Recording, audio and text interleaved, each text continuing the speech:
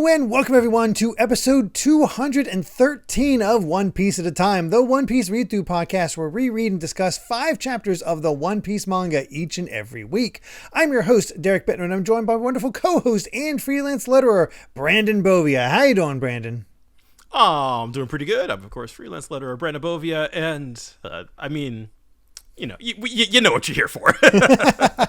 We have watched all of season 2 of the live action One Piece, and we're here to report in on our thoughts on the other episodes because we got to talk about Logetown, but we never made it into the Grand Line. That was the big subtitle during the promotion. Right? Yeah, exactly. Into the Grand Line. Whole subtitle. didn't even do that when we talked about that. So we're here to report, and I liked it. What about you? It's pretty good. Whatever. No, it was great. It was fantastic. This is out of the park. Marked improvement over season 1. Season 1 was good with issues that showed potential. This stepped toward that potential. Yes, and I feel like that's what we were saying all the way up in the lead up to this is like, okay, they're feeling a little bit more confident, like it'll be interesting to see how this will shake out. But like, I'm seeing the signs that like they kind of learned from the first season how they apply it, and like they nailed it. Yeah, it's amazing what happens when you have a series of a section of a series where you don't have to try to figure out, okay, how do we make this thematically all together and not feel like separate stories? How do we pull this all together? In that sense, it is kind of like the perfect stretch of the manga to fit into a season of TV. Yeah. It works out really well. And honestly, they even went above and beyond in connecting all of it to Baroque works in some way. Yeah. They really connected the dots in a way. And really, it was stuff, all the way back in season 1, they were already kind of setting the seeds for what we saw in season 2. But like the way that it kind of everything is tying into Baroque works and everything is sort of like building up to this payoff that you're going to get in season 3, right? Like it in some way, like it's just like it feels like it feels like a do-over almost, right? It feels like, what would the manga be like if we had kind of closely wove these elements together earlier from the start? Yeah, what would happen if Oda knew about stuff that he was going to reveal far down the line, far down the line, very much and how so. do they integrate that in? And you get some really great stuff here, some interesting ways of tying other aspects all together, and just continuing that great companionship between the cast, which I think. We kind of declared this in the first season. I think it held true all the more this season. The strengths of this show are absolutely casting and costuming. Yeah. Like, for sure. Like I feel like, and that goes so far that like, I'm gonna put this like, I can be comfortable with some like new dialogue, new scenes, story changes, and things like that. As long as they have sort of the understanding of the feel of the cast and the characters in the world, if that makes sense. Like, I'm not like, how dare they not adapt the manga 1-to-1? It's like, does it feel like One Piece?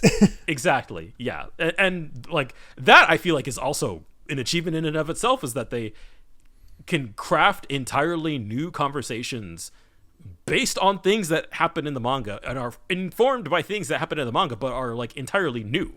Like somebody had to have such a deep understanding of One Piece in order to, in order to kind of like put their vision on it and feel like it's not like, oh, this isn't One Piece, but it's different.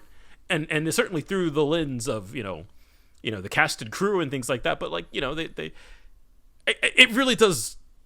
It's that tightrope between like different but familiar. Mm-hmm. Yeah, it's just similar enough. It's what you kind of want from an adaptation. You want to feel like you're still seeing that story, but you want to see something different. You don't want to see the exact same thing. There's certain elements you feel like you need to have there, but the interconnective tissue and playing with some of the characters can work out to the benefit. And there's fun ways that they lampshade certain elements, but there's also stuff that they pull from way down the line that they utilize pretty well. One of the things that comes to my mind is Sanji's whole conversation with Nami in like on the bed. That sounds wrong, but basically relating his backstory about cooking for his mother. I loved that. That was so it's insightful. A great way to bring texture to these characters. And I've seen a few people say they like these versions of the Straw Hats more than the anime versions, probably because they do go for the more realistic. They have to keep some things realistic. It helps a little bit that you don't have Sanji perving it all the time. He's a horn dog, but he's not, that kind of, I mean, and that's the thing, right? Like what, of course, One Piece's antics are they're very cartoony, in the same way that like the way that they surface, like the like Usopp's fear of this or that, it can be very over the top and very very shonen manga, it's very very in the expressions and all that is very over the top, and so they try their best to like communicate this thing in a way that like is still kind of earnest, but I think that it is toned down but not shied away from, I think, in a way that that it ends up kind of charming in its own right. So I do like these versions of these characters for the most part. There are some character changes but like for the most part, like I really like I think that the lens that they put everybody through. Sanji probably benefits the most, let's be honest. He probably does. Yeah. That's all the more apparent. And honestly, the some of the sets, like the fact that so much of this stuff is practical, really does something. I saw somebody's like mentioned that a lot of this stuff is filmed as if it's theater, community theater, to some degree. And I'm like, yeah, but I'm okay with that because it feels like, I think that's the charm of it, because it feels real. It feels like you're in there, and there is CG. Obviously, there has to be CG at points, but the fact that they have as much practical effects there and practical sets there as possible is super impressive. To see the bar, to see Mr. Three's house, to see live action Chopper, like that, and by that I mean they made his human form a human. They just did the makeup. Did not expect that. I don't know why, but it was a funny thing. It was like, that's the form when I saw it, I was like, ugh. Which is a good thing. He's supposed to feel monstrous. There's something about his face that comes across as very Grinch-ish, like Jim Carrey Grinch is. But it is a real guy under there doing all that. So that's great. So yeah. And shall we get into it as we go episode by episode and give our thoughts along the way? I think that's probably the best way to handle it. It's kind of like the chapters. Yeah. Or is there anything else you want to mention in the grand scheme? Nothing is coming to mind at the moment. So let's just go into it. All right. So we have episode 2. Where I love how season 1, so many of the names is based off of kind of the manga titles from the we go through, but then you get to season 2 and it's like, no, puns. We need puns. Yes. So it really, I had mentioned this offhand, but like it really does. It is the most for kids thing about this adaptation, I think, is the episode title names. Yeah, which is completely fair. But yeah, we got good whale hunting, where basically it's Laboon. It's crossing Reverse Mountain and dealing with Laboon. And right off the bat, the CG on Laboon is very impressive. I was paying attention to how the water moves around him, and that's almost the most impressive part about him, because Laboon is going to be naturally unrealistic. He's just a massive whale. Yeah. There's nothing you can do about that. Yeah. That they somehow managed to make cry, which is like, oh my God. It is definitely interesting to me, just on the topic of the CG, because like I definitely noticed I feel like there were parts where you could tell, like, there are parts of this season that feel very expensive, and then parts that feel kind of cheap. So it was very fun for me to notice, like, which were kind of the priority episodes, I think. And, it is, of course, the Chopper stuff and Laboon, I think, was the other big, like, this is where we need to put kind of all of our big energy into, which I thought was so. And, of course, the sequence of them going through Reverse Mountain, even though, that's also, tons of CG. But I thought it was, like, really exciting, actually, to sort of see that in a more realistic manner. It definitely propped up the danger of it all, just seeing all the wrecks, and you really give the sense of like riding on the Mary, like what it is to ride on this and what they're trying to deal with as they're going along. And honestly, I was wondering, are we going to see Gum Gum Balloon? I was almost waiting for it. How are they going to do Gum Gum Balloon? Like, how are they going to make that look good? They did not, though. We just have honestly, I almost prefer that to what they did to Gum Gum Balloon, because one thing that is lacking, and I feel like is still kind of lacking, is that just this version of Luffy just still feels so much weaker than anime Luffy at this point. Yeah, I feel the way that he uses his Gum Gum powers in the live action very much feels like a like, obviously it is just going to be an uncanny valley effect, right? Like it's just going to look weird no matter what. And so I feel like they kind of try to shy away from it a little bit, but they do their best with it. I feel like you don't get a real sense of sort of like Luffy's Gum Gum abilities, and sort of the like he just uses kind of the same few attacks over and over again, and he stretches occasionally, but it is I think not quite maybe what the effect. thing of it is having trouble getting the weight of the punches in there.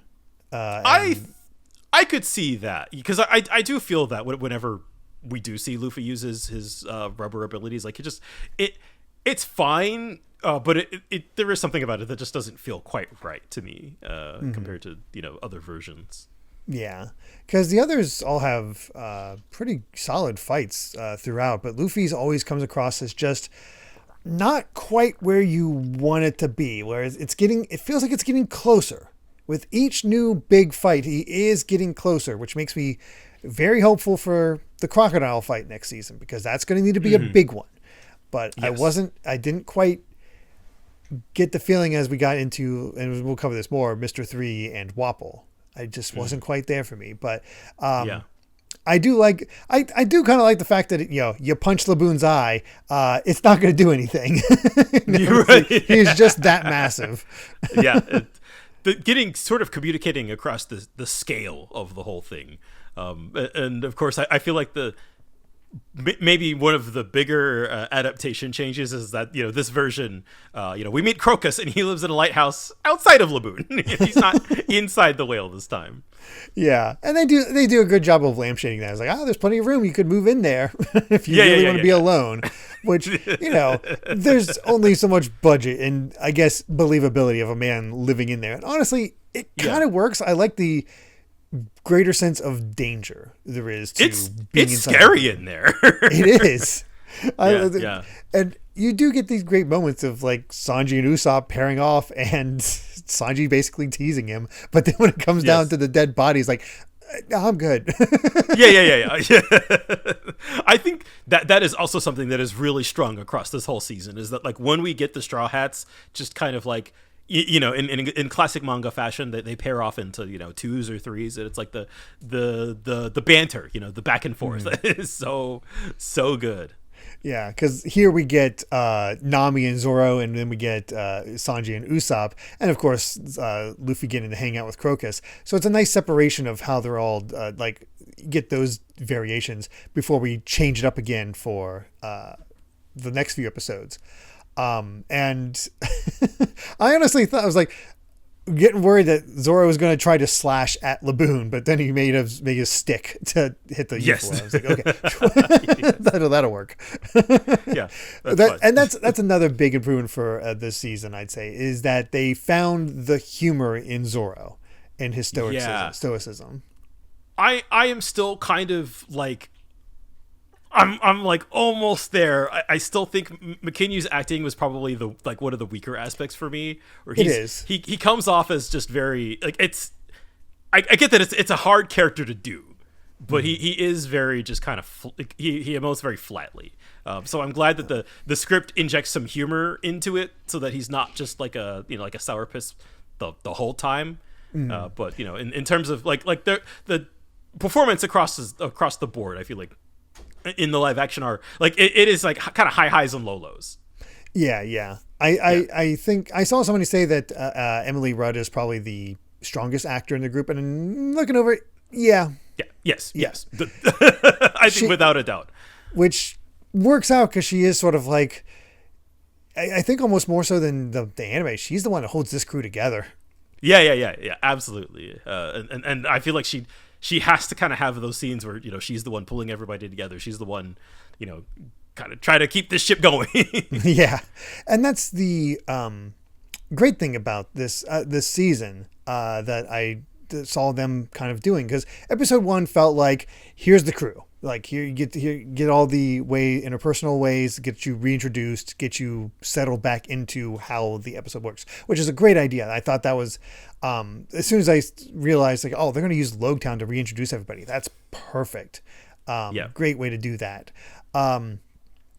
Starting with this, each character sort of gets an episode.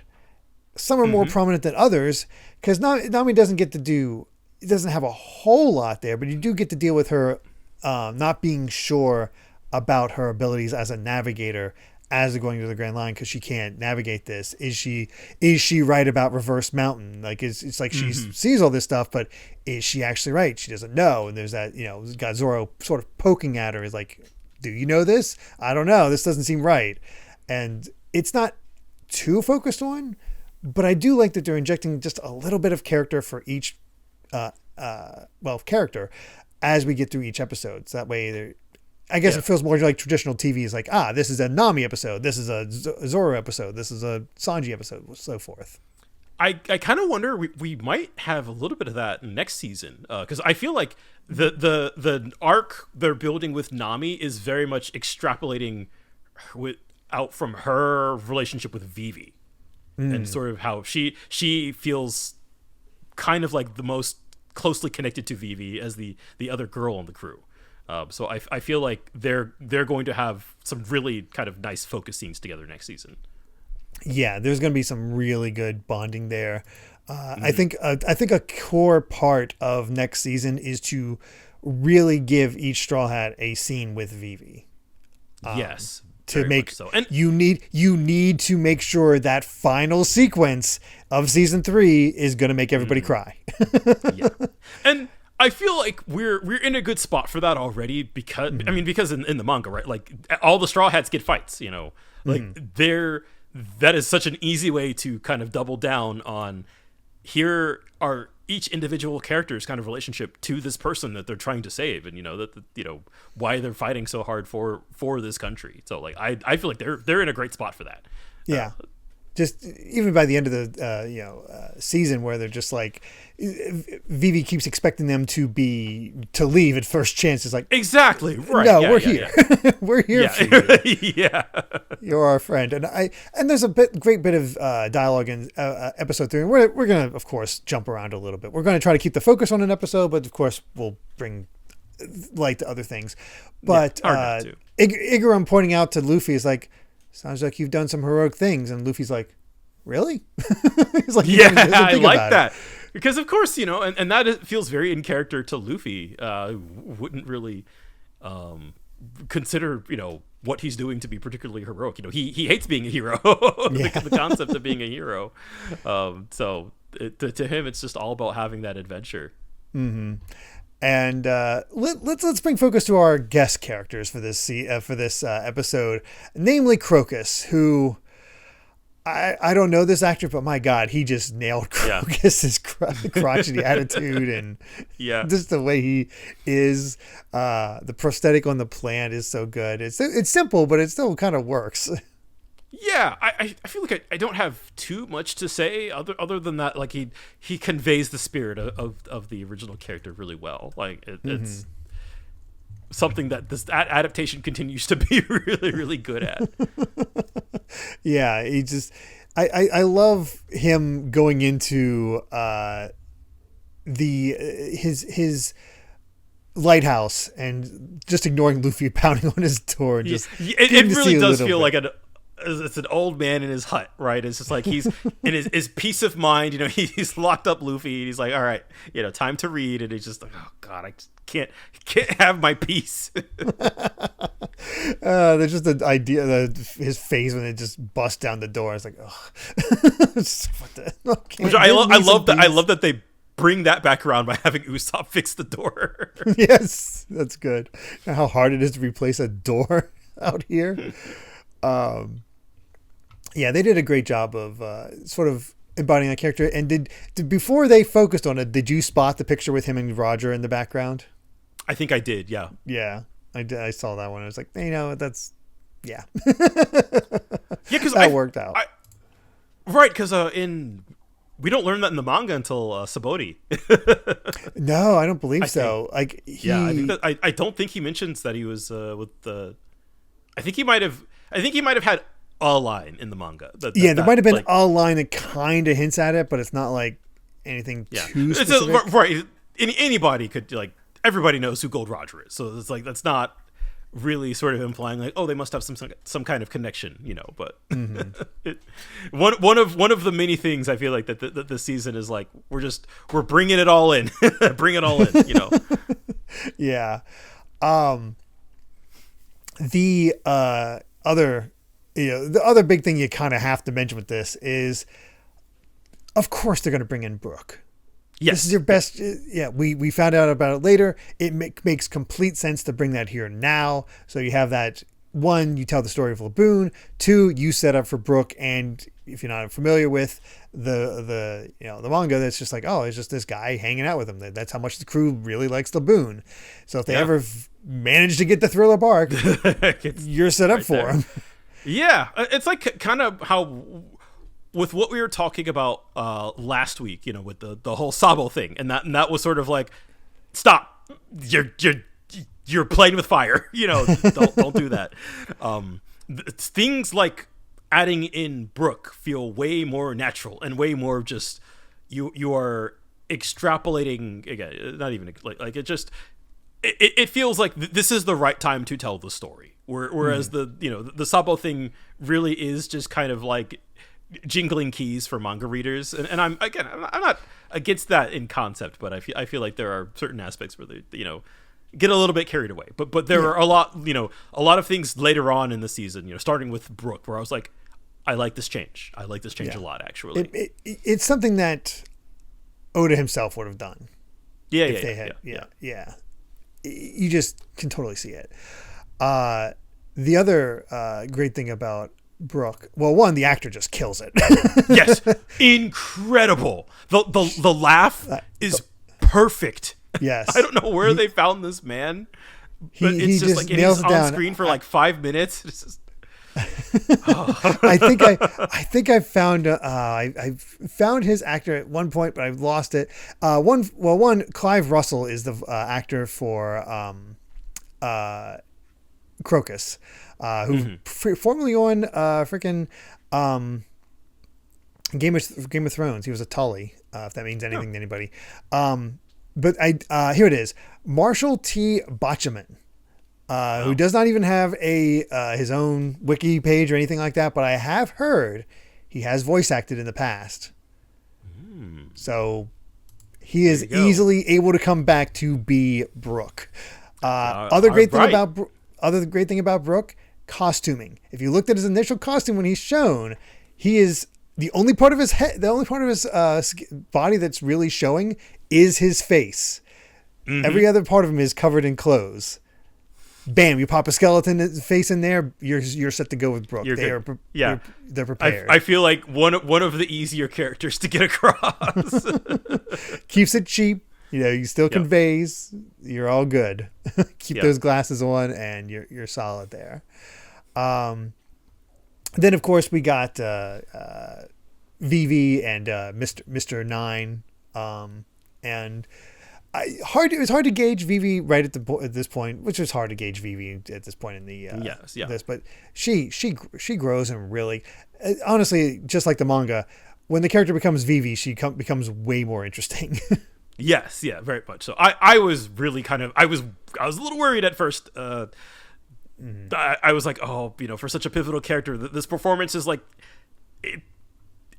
it does feel a little stiff, but like in hindsight, it makes sense. And as the season goes, I feel like Vivi ended up being one of my kind of favorite performances this season. Yeah, she's probably, fittingly enough, tied with Chopper as best new characters. Yes. So that they did the job. Yeah. So that all works out. I also really it's been a minute, so I don't actually remember exactly how Vivi and Mr. Nine kind of like I know they were introduced during the whole Laboon thing. I don't remember exactly how, but I like how they did it in the live action. Yes, the thing is they were trying to infiltrate Laboon. So they were going through the passageways of him, and then they get out in the open. They start blasting the inside, kind of Team Rocket style. Right. So they're just attacking all this.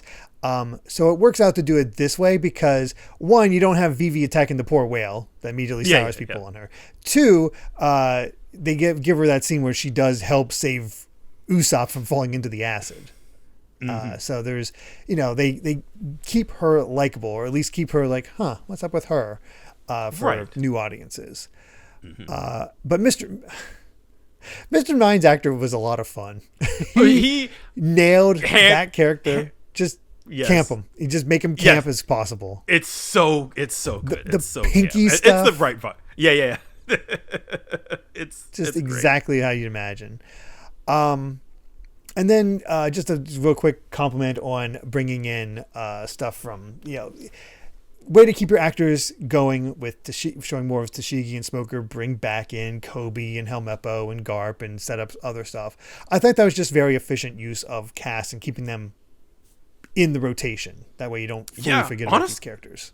Yeah, and like there's not a whole ton of Garp in this season, but I do like that it almost feels like a passing of the torch moment, right? Of like, in the first season, Kobe, Helmeppo, and Garp were kind of our Marine characters, and we were kind of like, we are transitioning from them into Tashigi and Smoker, and who of course I feel like they get more stuff to do compared to the manga, but is also way less screen time compared to the Kobe and Garp stuff in the first season. So it is sort of an interesting kind of balance there. A balance I feel like they struck pretty admirably.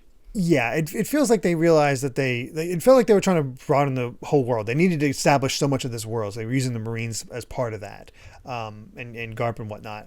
This one, the world's established. We just introduced the stuff with the Grand Line as we get to it, and we're good to go. So they were able to feel confident enough in not featuring Smoker and Tashigi all the time. And it's really kind of convenient for the live action because like for the stretch of the manga, like they're just kind of doing whatever. Yeah, they're just sort of around on screen much, not really until we get to Alabasta proper, and even then I wouldn't even say they're particularly prominent. So like the live action feels like we're filling in this time gap with by giving them stuff to do, and we have more wiggle room anyway compared to the first season, so it feels the Smoker and Tashigi stuff feels additive as opposed to subtractive. They're going to get to do a good bit of stuff in season 3, I believe. Yeah, they're going to get a decent focus. So I'm excited for that. Honestly, it feels like they're trying to give Tashigi an arc with the way that she interacts with Robin in episode 1.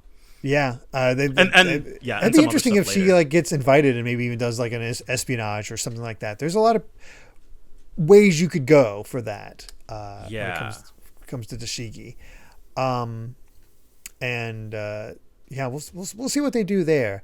Last thing I'll mention for this episode, damn them for using Binks's brew and making me tear up the first time I watched it. Just having Luffy sing that and friggin' Laboon crying, and it's like that's a really good change rather than Luffy shoving like the mast inside Laboon's blowhole.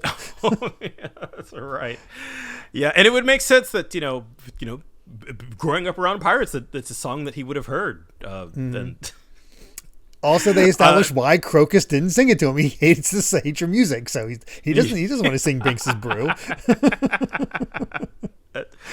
It makes sense, yeah. And of course, I would be remiss if I didn't say there's some stuff during that sequence that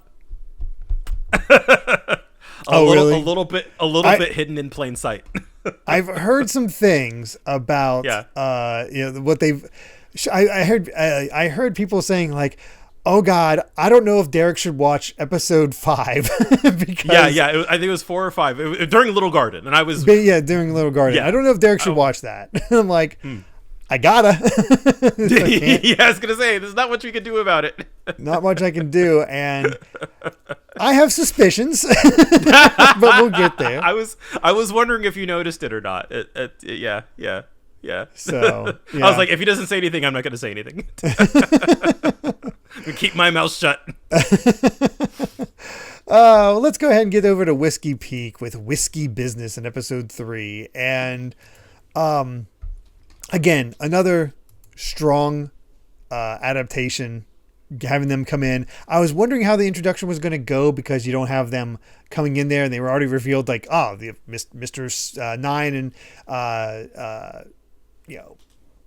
Miss Wednesday are part of Baroque works. So you don't have that like, hey, let's go to our home village because we were just trying to get whale meat. We're trying to feed our poor village, that sort of thing. But our village loves pirates. How are they going to change that when you already know that Baroque works? And it's simple enough. It's just, hey, that's the island we came across. And they disappear, and very simple solution there.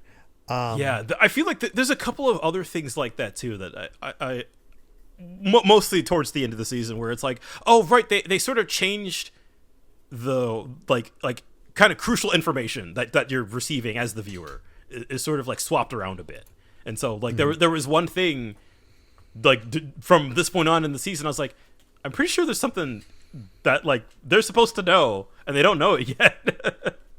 So I was waiting to see where that would go. Yeah, there's also some just really good storytelling right at the beginning, because how do you show that the weather and how unpredictable the Grand Line is? Oh yeah, that's right.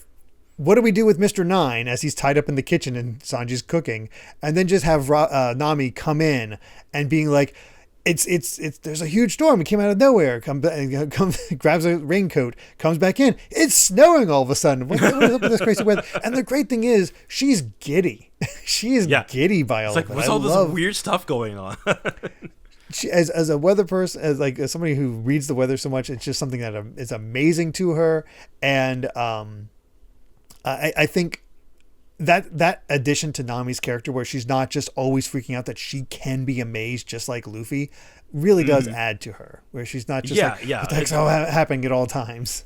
Yeah. Again, I feel like it's sort of that, just like the characters being viewed under a slightly different lens, right? It's sort of the reactions aren't quite as, like, oh my God, what is going on? And cartoony and over the top. And I feel like this version of Nami, I feel like is, for lack of a better word, a little more realistic, a little more subdued.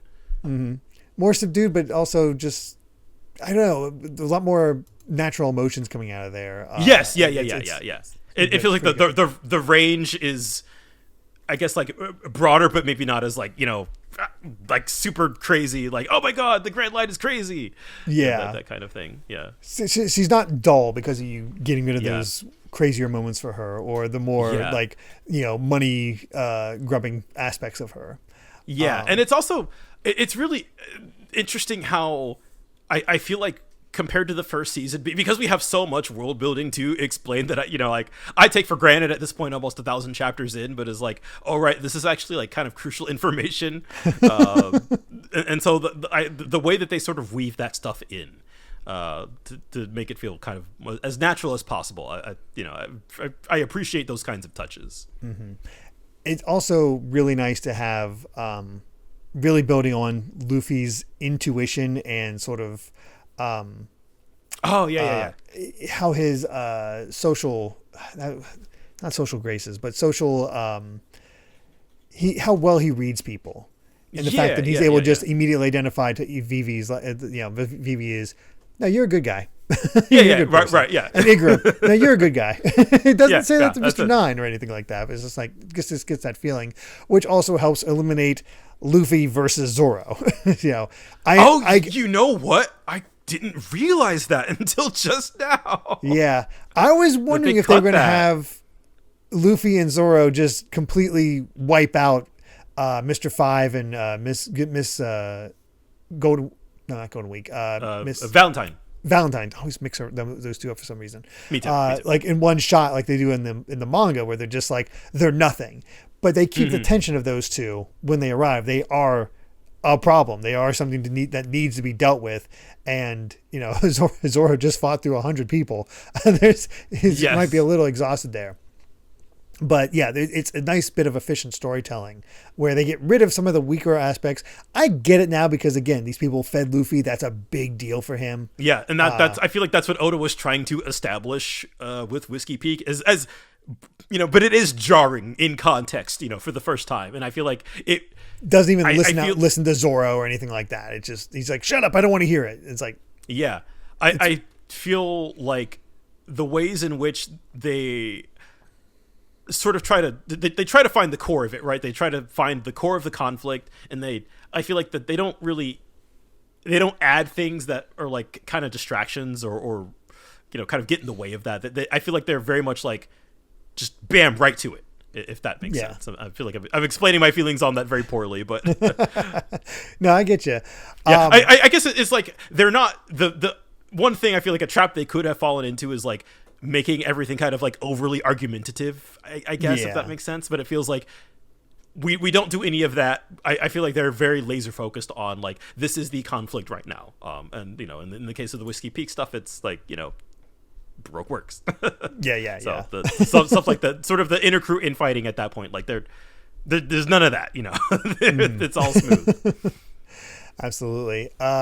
Also, I love this detail because it wasn't what Luffy was wearing at this point, but it's a hell of a pull to keep his outfit constantly changing like the other characters, but still keeping the theming of the red. Do you recognize where his outfit from episode 3 came from? I did not know. It's his baseball outfit from the not even the little short them all playing baseball. He has neighbors across the front. I think it might even be on one of the color spreads. Actually, where the baseball spawned from. But I was like looking at that. I was like, wait a second. It's like that is straight up his baseball outfit from one of the color spreads. I assume most of the outfit changes are from the color. I feel like that was the way in the first season as well. I think so. Some of the others are a little harder to recognize, like with Sanji and Usopp and Zoro, but Nami straight out of the manga, like the mode shirt and everything. Like, that's just it really does like the costuming really does feel like they are having so much fun with the source material of just not just in trying like how do you convey this weird thing in live action, but like how many deep cuts, you know, like those are the kind that's the kind of like references that I think are really fun, you know. It feels less like jingling keys calling attention to itself and more like hey look at this fun thing, you know.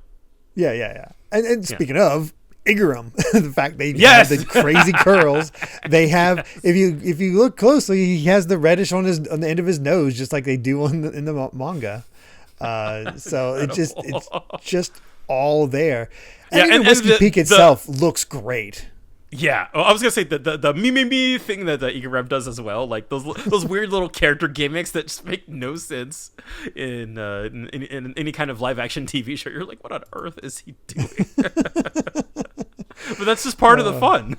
Yeah, and then they get to the bar stuff, and I like how they really prop up Usopp during the opening sequence. Yes. With him playing darts, what a great addition to really show his sharpshooter skills as he just banks it off a bunch of stuff and then gets a bullseye. It's like, hell yeah, Usopp. They make Usopp so cool. This adaptation loves Usopp, man. Oh yeah. They stay true to the character and his fears, but they know how to do up his stories. They knew how to do like prop up his sniper skills. It's great stuff. Also, completely forgot. I wanted to mention this before we got to this. I love how this season keeps bringing back the important characters from season 1, because we got Garp and Kobe and Helmeppo from the episode before. They bring in Mahawk as this phantom that Zoro has to face off against. It taunts him throughout the entire episode. One of the coolest ideas. Like that is one of, again, you're talking about making each episode kind of like the focus character, and like Whiskey Peak is Zoro's episode. Exactly. And what a brilliant way to do that, because it is a real highlight of Zoro for this section. And to have him, like, you don't go to the inner thoughts of Zoro too often. You don't see Zoro doubting himself too often. It's just like, I gotta get stronger, I gotta get stronger, I gotta get stronger, which, you know, feeds into why he's trying to do all that. But to see the doubt there is something you just do not see in the manga. It's just subtle enough, right? Like, it's not, oh God, I don't know if I can do this kind of thing. It's just like this thing that's, again, it's haunting him in the back of his head, and it's pushing him to get stronger and stronger. And so it still feels true to life, even if, again, we don't really get Zoro's, you know, direct thoughts and feelings that often. Yeah, it's more just, it's almost like kind of pissing him off. It's like exactly, it's nagging at him. It's like, shut up. And that's, I think, what I really like about this adaptation is how they're able to extrapolate, like, what is this character feeling in this moment? You know, like, what are the things that are informing their actions, and, you know, what can we kind of add or subtract from that in order to really get, like, to the core of what they're feeling? Which is why I feel like the live action, the characters feel so, like, true to life, is because they're pulling these things from, you know, not out of, like, it's not out of nowhere. Like they're picking the right things to kind of, like, we're going to highlight this now. We're going to, you know, how does this character feel in this moment? And, you know, what can we really do to push that thing without pushing too far? You know, again, they could have totally been like, you know, have Zoro be like a sad sack, like, oh, I don't know, guys, I'm not feeling this whole, you know, swords greatest. Am I really good enough? And then he has to fight through the 100 people, and that's how he gets his confidence back. Right, like that kind of crap would suck. Yeah. Instead, you have Luffy giving him a sort of a pep talk of like, hey, you're gonna find a lot of strong guys on the way to him. Think of his training. And then that's it. That's where you get to the core of it. Luffy just like, there you go. That's all you need to do. And I like it. It also ties back into, I think, was it Luffy who was giving Nami encouragement about her navigational skills in episode 2? I don't think that happened, actually. But it would have been really cool if Luffy's encouragement of them sort of goes back to them each time. It's not always the case, but I guess it also helps out that it gives them their own independence rather than, I need Luffy's support in order to be better. And again, I feel like those are the kinds of choices that, like, them actively choosing not to do that is very good. yeah. Or that they, again, the choices that they do make, I think, are the right choices for these characters. Speaking of, we talked before about Usopp showing off his dart skills. Sanji getting behind the bar to mix drinks and show off like that. That's so cool. While flirting with the one girl. Nami, of course, drinking with, I forget what the agent's It's like name a nun. Is. The nun who becomes, reveals to be one of the numbered agent. That's her, which is pretty great. I'm like, they're totally going to do that, reveal her eventually. Yep. And then Luffy with all the plates in front of him. It's like, that's how you showcase him being so hungry. And then he, of course, goes find the bakery, where you get this lovely little scene between him and Igram, which is where he says about the, you're a good guy. Yeah. And, Igram's sort of unsure about this and mentions the whole thing. You seem to have done a lot of heroic things. Like, oh, okay.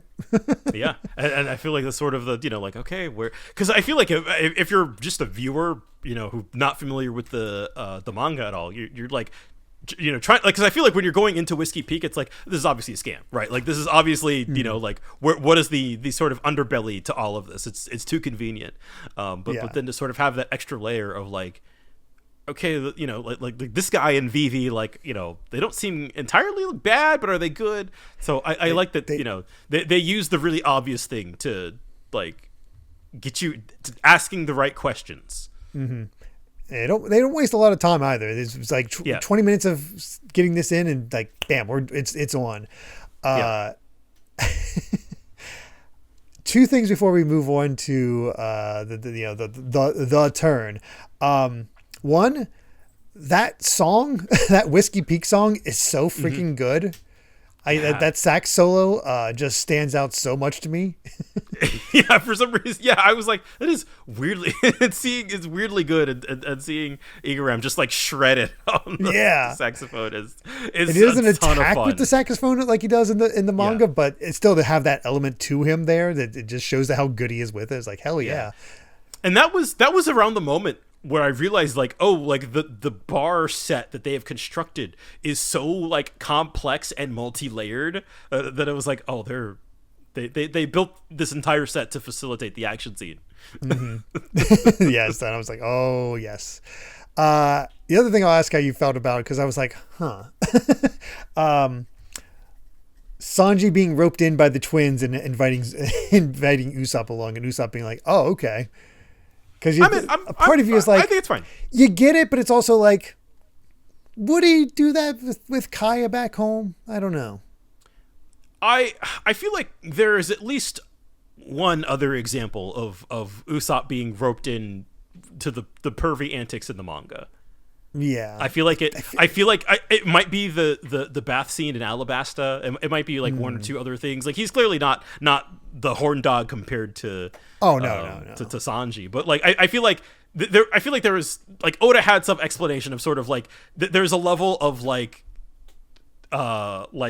dumb boy hive mind that even applies to Chopper and even Luffy to a certain extent. That's sort of like when they're all acting together, they all share one brain cell, and so like that is sort of how I viewed that scene. I was like, in the moment, I can totally see it, and it facilitates a very funny scene. So I'm kind of all for it. Yeah. I mean, it works. It does its job. And then we get to the fight itself, the big bar fight, which, can't have a running around town having bazookas fired at him and fighting every little person that comes across him. But a 100-man bar fight, yeah, that'll do. Yeah, it's a good way. And I feel like it's so, you want to talk about budget conscience, right? Like, it is just the set itself of Whiskey Peak is clearly like not that big, and not a whole lot happens during it, but sort of having these action set pieces take place in contained spaces makes sense, but then that this contained space is so kind of like elaborate and multi-layered, and is there's not a single part of that bar not destroyed by the end of this fight. Exactly. They turn it into a complete mess, and like I feel like broadly at this point mostly down on the action scenes in the live action. I think they're just kind of okay. They're okay. Kinda fine. This is absolutely the highlight. It is the action scene in the season where I'm like, this was great. This was them really going above and beyond for it. And again, you want to talk about where they put their resources. I'm so glad that they we're gonna have at least one action scene that is like, it's fun, it's dynamic, it's clear, it's readable, it's all of these things. It is proving to me that they have the action chops. Just maybe not in all scenarios all the time, which I'm fine with. If you had to have one good fight this season, I'm glad it's the Whiskey Peak one.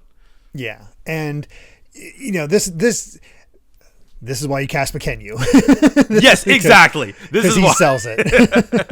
And apparently he insisted that they have 100 stuntmen for this whole thing, and they show every single one defeated on screen because he knew fans would be counting.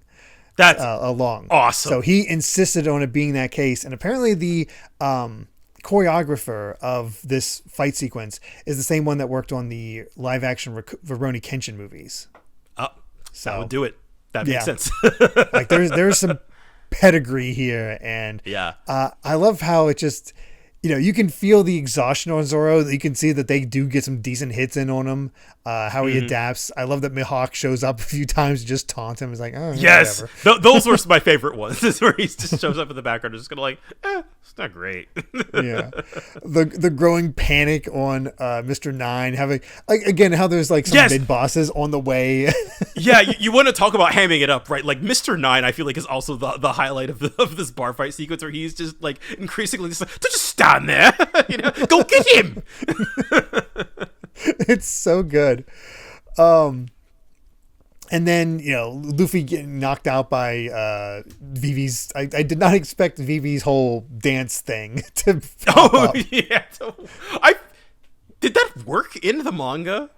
I think so. I feel like it did. Remember, I don't Luffy is remember. very susceptible to hypnosis stuff. I mostly remember the dance thing for thinking it was dumb. Yeah, it was kind of dumb. I don't know if it's directed at Luffy.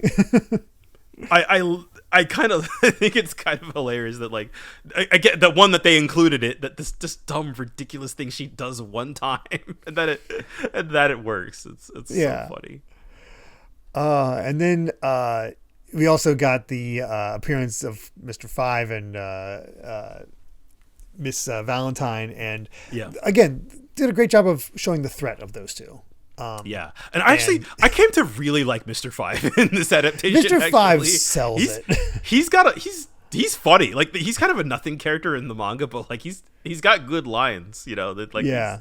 And of course they're just really booger bombs, but it's just man, this is how my powers work. It's just we got him picking his nose, but trying to look cool, and then he does look cool though, which is the stupid part.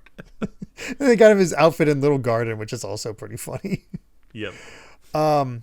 Also, again, got the reveal of the nun being Miss Monday. Got the full pink hair and everything else. Bodybuilder outfit.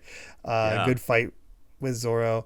They elevate so many of these characters. And also, so glad that they worked in the character introduction stuff with that from the first season. Like, here's Buggy, here's his bounty. It's just, here's the card for this member of Baroque Works. Yeah, having the Baroque Works members having cards while also being a secret organization is just the right level of dumb.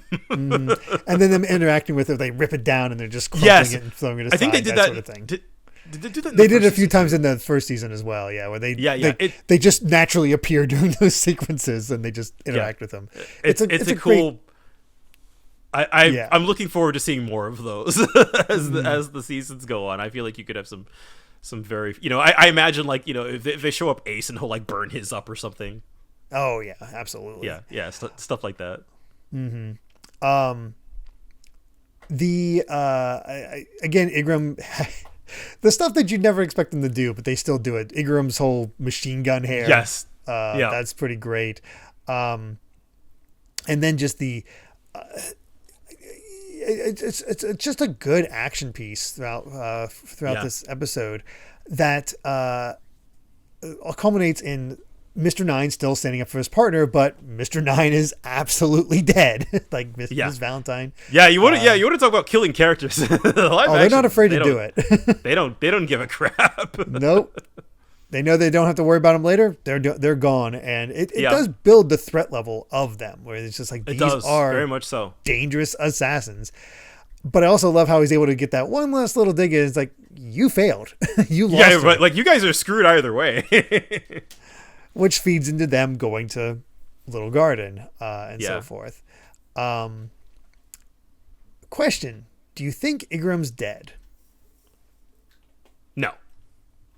I could see them actually killing him off, but I do wonder if one of the things they'll do to convey Nico Robin being a good person this entire time, because she does start off killing a bunch of Marines. Like, you gotta find a way to win her over.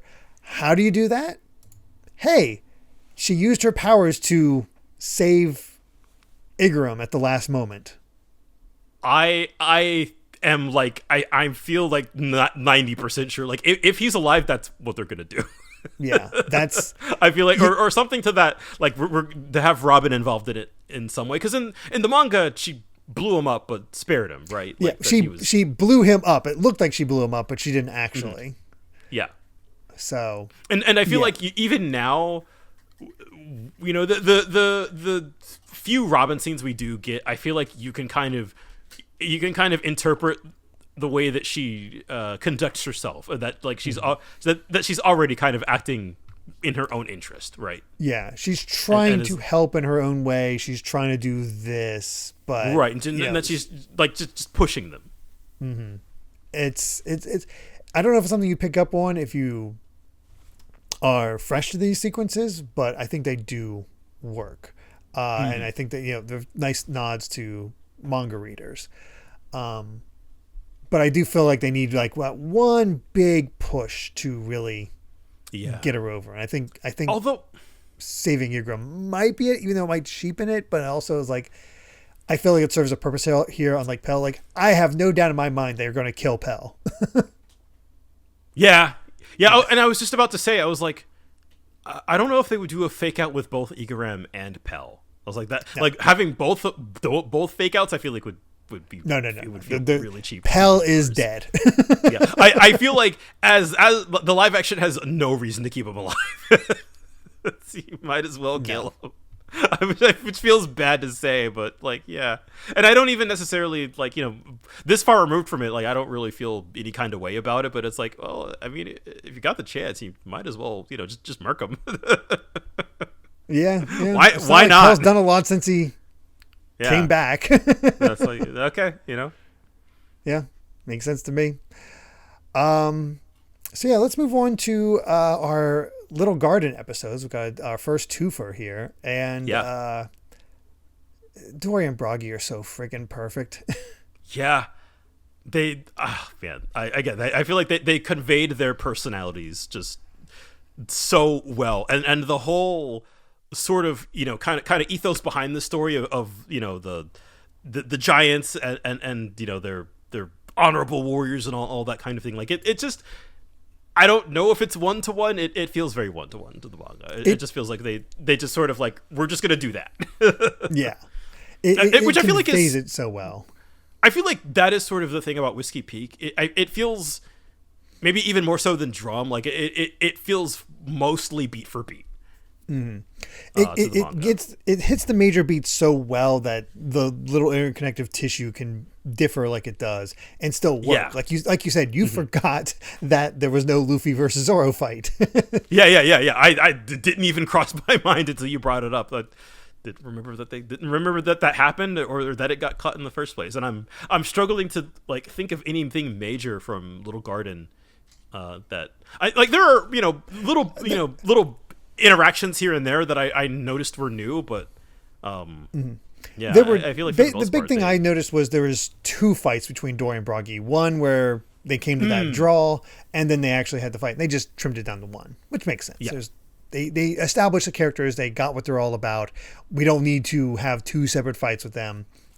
We can just get right to it and then have the characters come together. And I mean, naturally, these episodes are Usopp's episodes.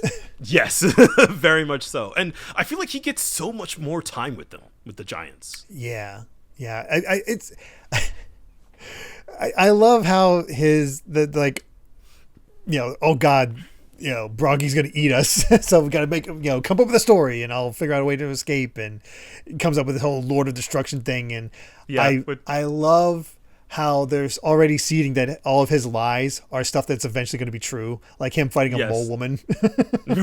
Yes, or honestly, the Lord of Destruction is very God Usopp coded in and of itself. That too. Yeah. I wonder if they might change that to if they ever reach that far to get to freaking Dressrosa.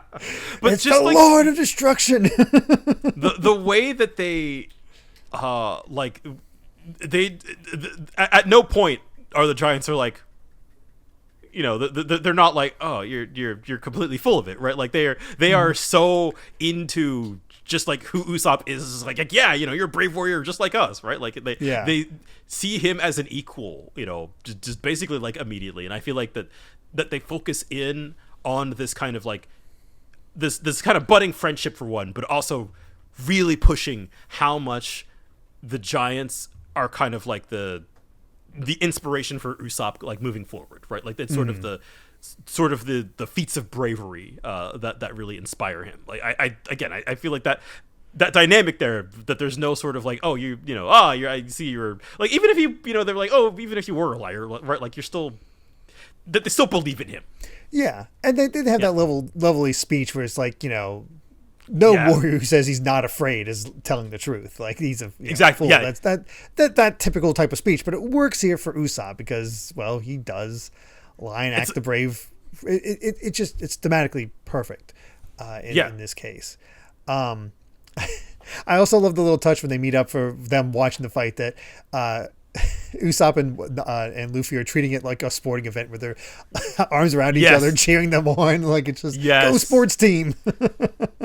It's great. Again, you want to talk about it's just one brain cell. Those two at this point. I feel like those moments where they really are just like we're going to show these two characters just a complete, just doing their own thing. Mm-hmm. I also really love the little character moments they have in here, like as simple as Sanji having boxed lunches for them to go. Yeah, and then they're just like Japanese boxed lunches. Yeah, they're just full on Japanese boxed lunches. Box. Yeah, it's just like, sure, yeah, why not? Did not expect for them to keep the whole we're going to compete over who killed the dinosaur aspect. Yeah, the fact that ends up kind of coming up a couple of times later. They really used that dinosaur meat for a while. That sells their strength so much more than Luffy's. The fact that they took out a T-Rex. Yeah, come to think of it, like I feel like Luffy's hadn't had those moments yet of like, he's actually really super strong, as much as like these two arguing over like, I kicked it, or look, I sliced it open. Yeah. So like clearly, you don't have to worry about how strong Zoro is. Luffy has those moments. They're just not as obvious because, him picking up his arm that's covered in the candle wax for the fight against Mr. 3 and how that is, heavy and made of steel, then breaking apart. He broke steel. That's a big deal. Him breaking off and him breaking free Dory is a big deal in terms of strength. Yeah. But it's off screen, so you don't have that visual of just how strong he is. And it might also be negated a little bit by the fact that Miss Valentine accidentally uses Usopp's skull to break that same steel. So that's one thing from the manga, is that Usopp's head is as hard as ever. Almost makes me wonder if they're going to keep the baseball bat hit. Oh my god, they have to. They have to? But they did show that they kept the makeup there of his beat up eye from taking those punches, so. Yeah, no, I feel like those Alabasta fights are where like, what are these characters made of? I feel like that's when you are really, that's when things start getting really wacky in a good way. I love the additional scene of Vivi giving Ingram a Viking funeral. Oh, yes. That was a nice little addition. Those extra Vivi moments. I had forgotten about that, but yeah. Yeah, and just, selling. I feel like you get a little bit better of a connection with Brogy than you do Dory, but it does help sell Dory as a character, having him tear up about the Viking funeral and all that stuff. Yeah, honestly, my memories of Vivi during this section are kind of nothing in the manga. She's here, yeah, but and so like when I saw that, like she's kind of she feels a lot more involved. Yeah, this is her. In the manga, it was more her realizing the strength of the Straw Hats. Yeah, because this is her first real interaction with them. So it's more so them selling themselves. This version, it's more her integrating, like her riding on the dinosaur with Luffy, or interacting with Usopp and so forth, or Nami. It really does focus on integrating her into the crew. Yeah. And of course the Viking funeral and Luffy insisting on it and having that aspect does help a lot. That being said, they're dropping a lot of stuff about Elbaf that I don't believe was ever mentioned before. Namely a big old tree, which is certainly a nod to Yggdrasil. Like they dropped the fact about Semla, which we know from the future. I do know from the future, thanks to Big Mom. Yeah. So I will say the fact that they worship a sun god was also from the Big Mom flashback. Oh, okay. Yes, I do think that. Great song also, by the way, the whole praise of the sun thing plays at the end. Yeah, which also plays into that. Yeah. I would like just to put that out there, like we got the sun and the moon. Knowledge. We've been doing a lot of moon talk, but now we got the sun coming. Yeah. And so, Binks' Brews talked about the moon, so already is like, interesting there. Yes, what might be happening, exactly. But either Oda's giving them some hints about like Elbaf culture, or I have a little bit of a guess about where they ended up recently. So, how do there are details that are from the live action that we have not gotten yet, but they are closer than you think. Oh, okay. As in 20, 30 chapters maybe. I mean, it's Big Mom, so there's ways that you can integrate giant stuff into that. There's details in here where I'm like, we're not that far from. No. But they're definitely God. again flying a little close to the sun with some of that stuff, which is crazy. Just like, I guess kind of appropriate in that way. There you go. Yeah. How do you feel about Mr. 3 and Miss Golden Week? Love their version of Mr. 3, actually. Like, yes. God, for one, the makeup. Like, I was not expecting him to be so white. Yeah, the fact they made his skin look so waxy. It's a wild. Really, the really fingernails. Cool. And like I feel like this is an aspect of him that is not really brought to the forefront in the manga, but sort of the idea of him being kind of like one of those like obnoxious artsy fartsy types is like like that feels like it fits. That feels and it goes a great way actually to explain why he has this like ridiculously overcomplicated scheme, death trap, the death trap basically to the point that we now that we have Mr. 5 and Ms. Valentine here, they're like, we could shoot them with a gun, we could kill them right now. But it's odd, like that it feels like it is lampshading how ridiculous this whole setup was in the manga to begin with, but not in a way that feels like it's like kind of making fun of it or punching down. It's just it feels it's a very in character excuse. He sells it. I think one of the great the line that sticks out to me for him is, they're all about the work that they forget about the Baroque. Yes, that's a good line. So good. And I've liked Dennis Desmalchian for a while, and he's been appeared in a lot of movies I've seen, and he just captures this character quite a bit, so well. And if we ever get the Impel down, I look forward to his return. Although we'll see if he shows up at least a little bit in season 3. He probably and honestly, there's more they could do with him. So like true give him an arc. Who cares?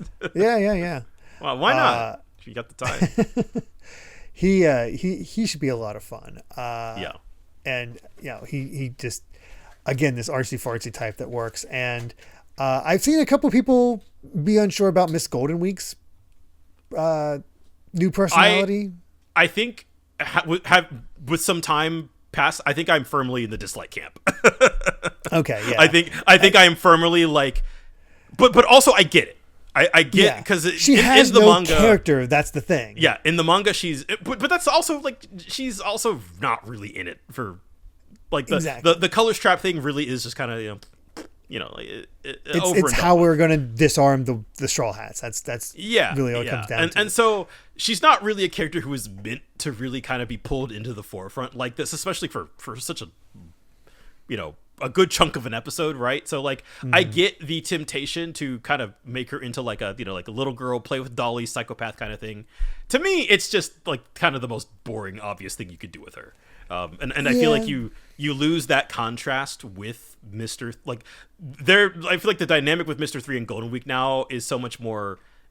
And now that we have Valentine and Mr. 5 here, it's just kind of like, okay, so they're all kind of psychopaths, and I feel like there's sort of a level of balance there that I think is broken a little bit. Like, it's ultimately it feels like a nitpick. Like, okay, I don't like how they took this character, but like she's not really going to show up beyond this episode. Yeah, really. I'm not heartbroken over it, but it is like a there was the mutual of mine who had sort of, their thoughts on the live action overall was like, there are things that are sort of like, it's like a matter of taste, right? Is like sort of where their taste lies, and maybe is sort of like maybe different to what I would personally prefer, but I could still sort of respect the creative choices. And I think that that's kind of where I land with Golden Week. And it's a minor enough thing that I'm not losing sleep over it. Yeah, I found myself not caring. I don't.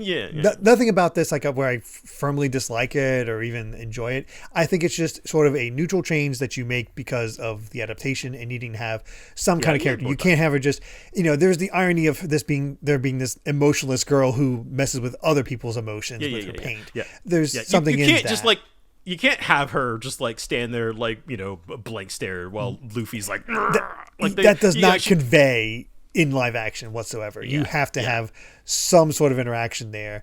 The Dolly thing, she looks a little old for that, but I guess it sort of plays into it. I do like the interpretation of, she always has that those blankets and stuff and rolls on her back to play into, it's a tea set. It's a blanket and tea set, so she can have picnics. I do like that. Yeah. That's a nice little detail. And the way that you had Luffy just like, like, how's the tea? And he's like very clearly like struggling with his emotions. It makes for a good foil against Luffy, where he is fighting the colors traps and trying not to fall victim to them, and how easily Zoro and Nami fell victim to them, but Luffy is resisting the entire time, which is probably one of the strongest character bits that he gets as far as fighting a villain. So I do like those aspects of her. And I think she's taken out in a pretty fun way with her getting all the motions at once. All at once, yeah. And I like that, like the Usopp, that's sort of where he starts like, kind of showing up and, like, I have to be brave.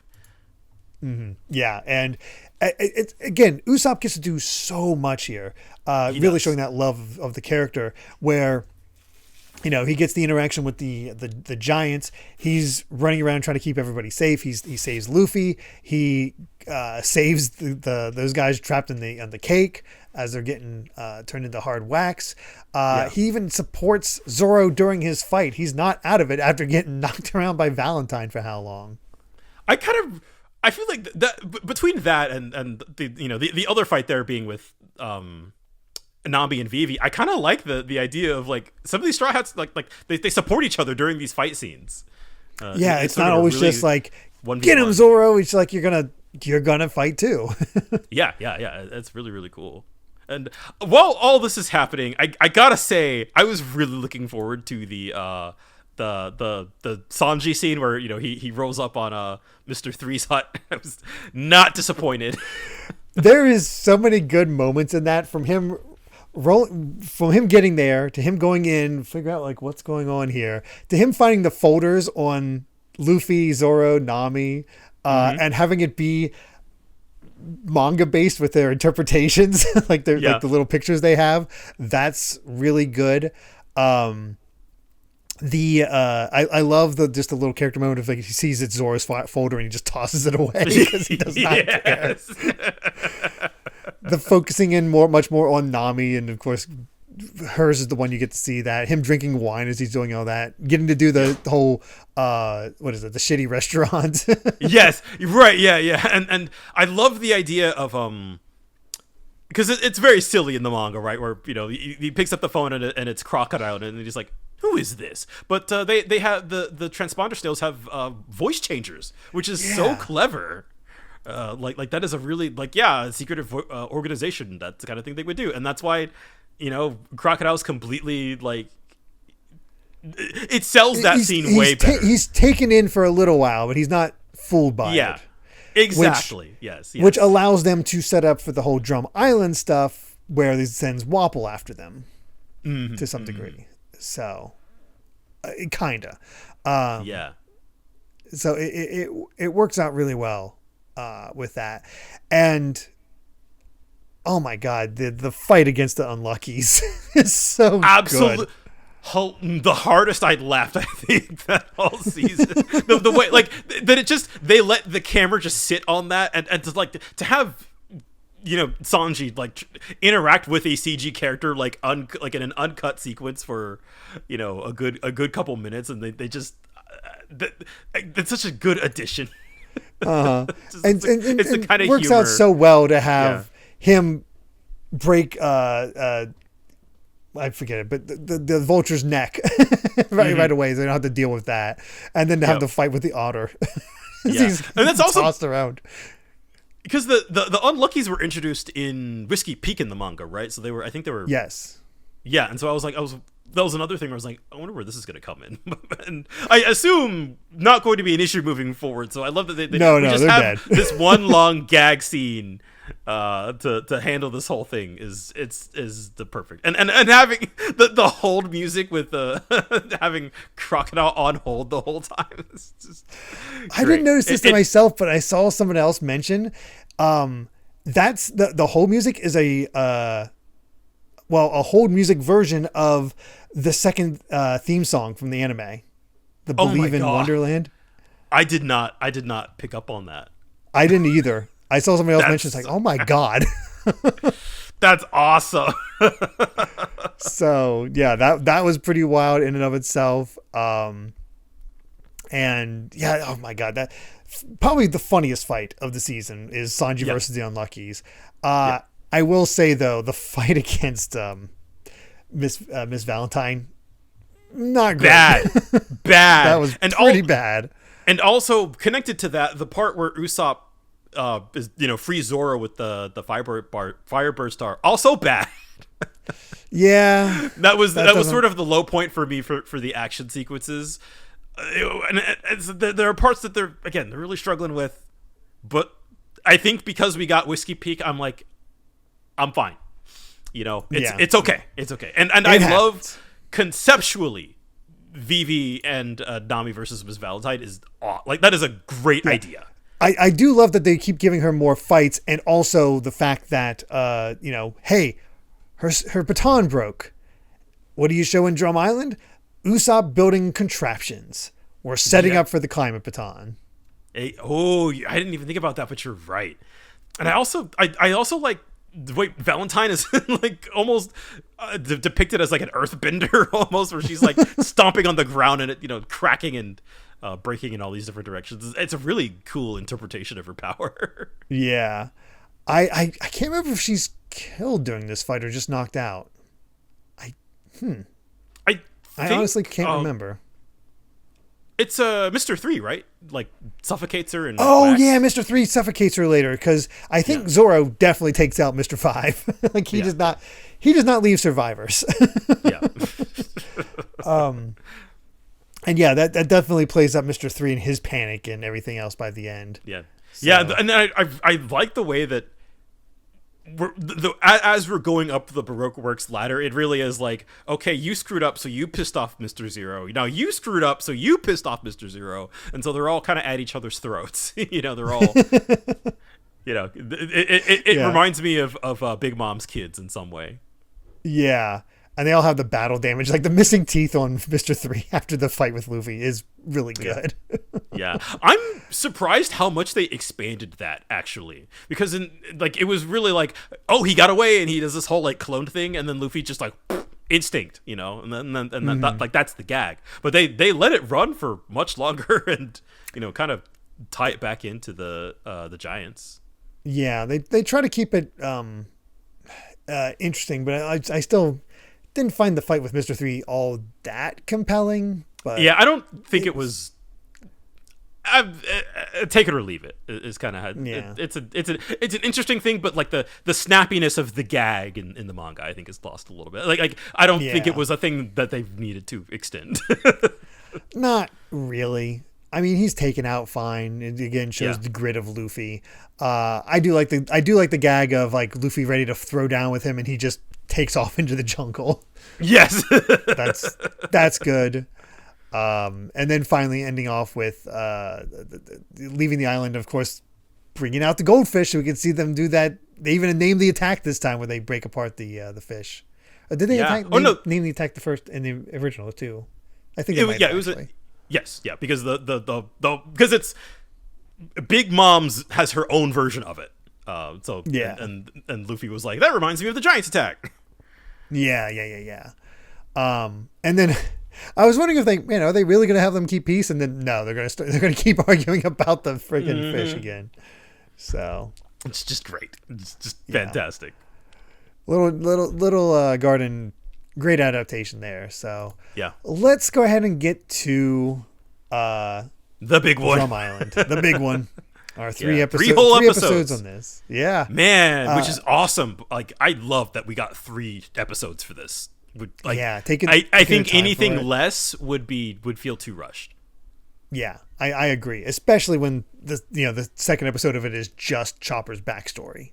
Yeah, beautiful, like, way going forward of how to handle that.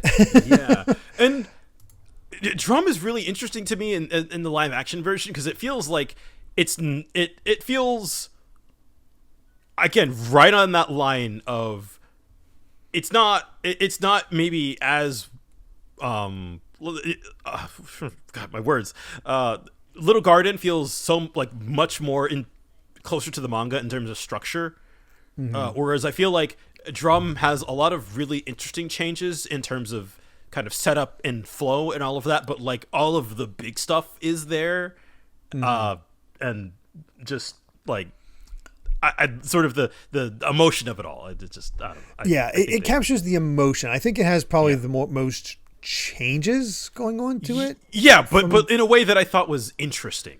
There's a lot of interesting changes that don't feel like they're. I guess it doesn't feel like cut for. I guess I think it flows in a way that still makes sense. Yeah, I mean the thing with Drum Island right off the bat with episode 6, being introduced to Wapol and him not having the devil fruit yet, having him as a backer of Crocodile, and then being rewarded with a devil fruit in order to help that. It is interesting that Crocodile is getting funding from Wapol, but Wapol's also part of the world government, but he's like, I think he feels disrespected. So as we see from the reverie scenes, well, I actually really like that, because it's extrapolating on like Wapol's kind of dislike of Alabasta and Cobra and stuff. True. So to sort of have it be that petty, tying that petty for one, and tying together this whole Baroque work story like into the whole season, and how they're kind of an ever present kind of threat. So I don't know how I feel about him receiving the devil fruit necessarily, but I guess that's it's an easy way to convey that like that is how deeply Baroque Works is involved. Like I don't like just telling the viewer, provides like, that extra connection that keeps things together. Exactly. It's the same way as Garp. So Baroque Works has to have their hand in every little thing here, even though they're separate islands, and it works out for Little Garden because that's literally the case. But how do you tie in Drum Island? And this is it, because it really is just sort of a side story where all of a sudden we're dealing with Wapol and has no connection whatsoever to Baroque Works because they think they're dead because of Sanji. Yeah, but they get rid of that in this one, so which is fine because it's not like they thought they were dead for long. The weird thing that I didn't think that they would do, because right off the bat you're saying like, okay, we have the Baroque Works connection. I'm surprised they kept the whole like, oh, Blackbeard was here. Yeah, and that's why I wondered that they would show Blackbeard, but no, they mention him but don't show him. Yeah, I was wondering if they would just like kind of come up with another reason why, like, oh, he left, and eventually came back, but like no, that's still the reason why he just kind of left everybody for dead. Yeah. I'm very, very interesting. They kept all of that and mentioned it, and it's I don't know. It's interesting. Honestly, the change that caught me off guard the most was that Wapol had the metal face before we even got the devil fruit. I thought that's how they would explain the metal faces because of the munch fruit's influence, but no, it was already a thing, and that just sort of facilitated them being able to use CG for his weird things. But it's odd, but it also fits in with One Piece and still makes him look like the character. And the prosthetics on that and the way the actor is able to get actual emotion out of his face is super impressive. It's honestly really like it's a really cool effect. Yeah. Again, that kind of stuff feels very above and beyond, like all this stuff just for WAPO. Yeah, I'm shocked by that. But yeah, it was still really, really interesting to have that. And honestly, I like the new visual, going to the next scene, bit of scenes here, the visualization of Nami's illness, how we can just see it spreading. It feels so much more intense than the manga. I was trying to remember. I think it was in the manga, actually. The illness was that she got it from Little Garden, right? Like I think that was in the manga, right? Yes, that was in the manga where they said you got bit by this thing that's extinct, and what were you running around half naked? But the excuse there is the way they got free from the wax was the Firestar from Usopp. So it melted the wax and allowed them to, Vivi and Nami ran out with their shirts burned off. So right. That whole thing, which honestly, because of getting bit and honestly because of Nami's doing the whole weather sequence on there, running around in a bikini top, I was like, are they going to do that? Because I wasn't sure how much. I wasn't sure how much Emily Rudd wanted to go for that aspect of Nami's character. Of some of those outfits. But so I was like, they might, but no, they did not. But they just like her just being in shorts is, I guess, is enough that she got bit. Yeah. They didn't specify it was on her stomach or anything. It's just like, well, you're running around half naked on a prehistoric island. Yes. Yeah. Oh. All right then. So that's pretty fun. I like, again, Sanji's simping being changed into, I just really want to take care of Nami, and tying it into his mom, as we find out later, is also some good stuff. I can't praise that sort of thing enough, that they are kind of taking these aspects of Sanji's character and sort of like really kind of warping it into like, it's like acts of service, right? And that sort of thing has been a part of him since childhood. And just the way in which, like they convey like he loves his mother this much, and just as knowing where that stuff was coming from, I was like, oh my god, I can't believe they did that. Yeah, that was again good. That's the kind of stuff that I really, really like is in character moments informed by stuff from way later. Yeah, but it's just enough to not smart. feel. Yeah, exactly. Yeah. Then we get actual. I mean, it happened in the manga, but the fact they're able to pull from the reverie we did see to really showcase what a reverie is. It looks a lot like the reverie in the. I feel like it's all the same leaders, which makes sense. Most of these leaders would still be around, but the fact that we got Hamburger and King Taco and all them. Yes, both of them were there. That's great. Yeah, they got the King of Lugia, I think, which is like, wow. It would, that's you know a what? pull. I'm actually kind of impressed that they held back and did not show the King Riku from Dressrosa. Oh, you're right. I feel like I feel like there are enough crowd shots that like maybe he was in there. Maybe he was there. I didn't see him, but they didn't bring him into focus like you think they might, like where it's King Riku bringing that up, and then although wait, Cobra. I guess timeline wise, it would have. This is roughly 20 years ago. No, because Vivi was a child, so so maybe 10. I guess 10 years ago. So how long was Dressrosa under the thumb of Doflamingo? I forget. 10 years. Well, there you go. That takes care of that. Interesting. So.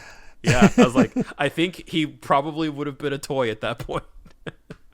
Also, I don't know if I don't remember seeing this character in the manga, but we got a Dracula here, a vampire with the long teeth, which just made me laugh. I feel like he might actually be for the manga. I have no idea. I would have to double check. The first guy speaking is just like guy with like sharp pointy vampire teeth. I'm like, what the hell?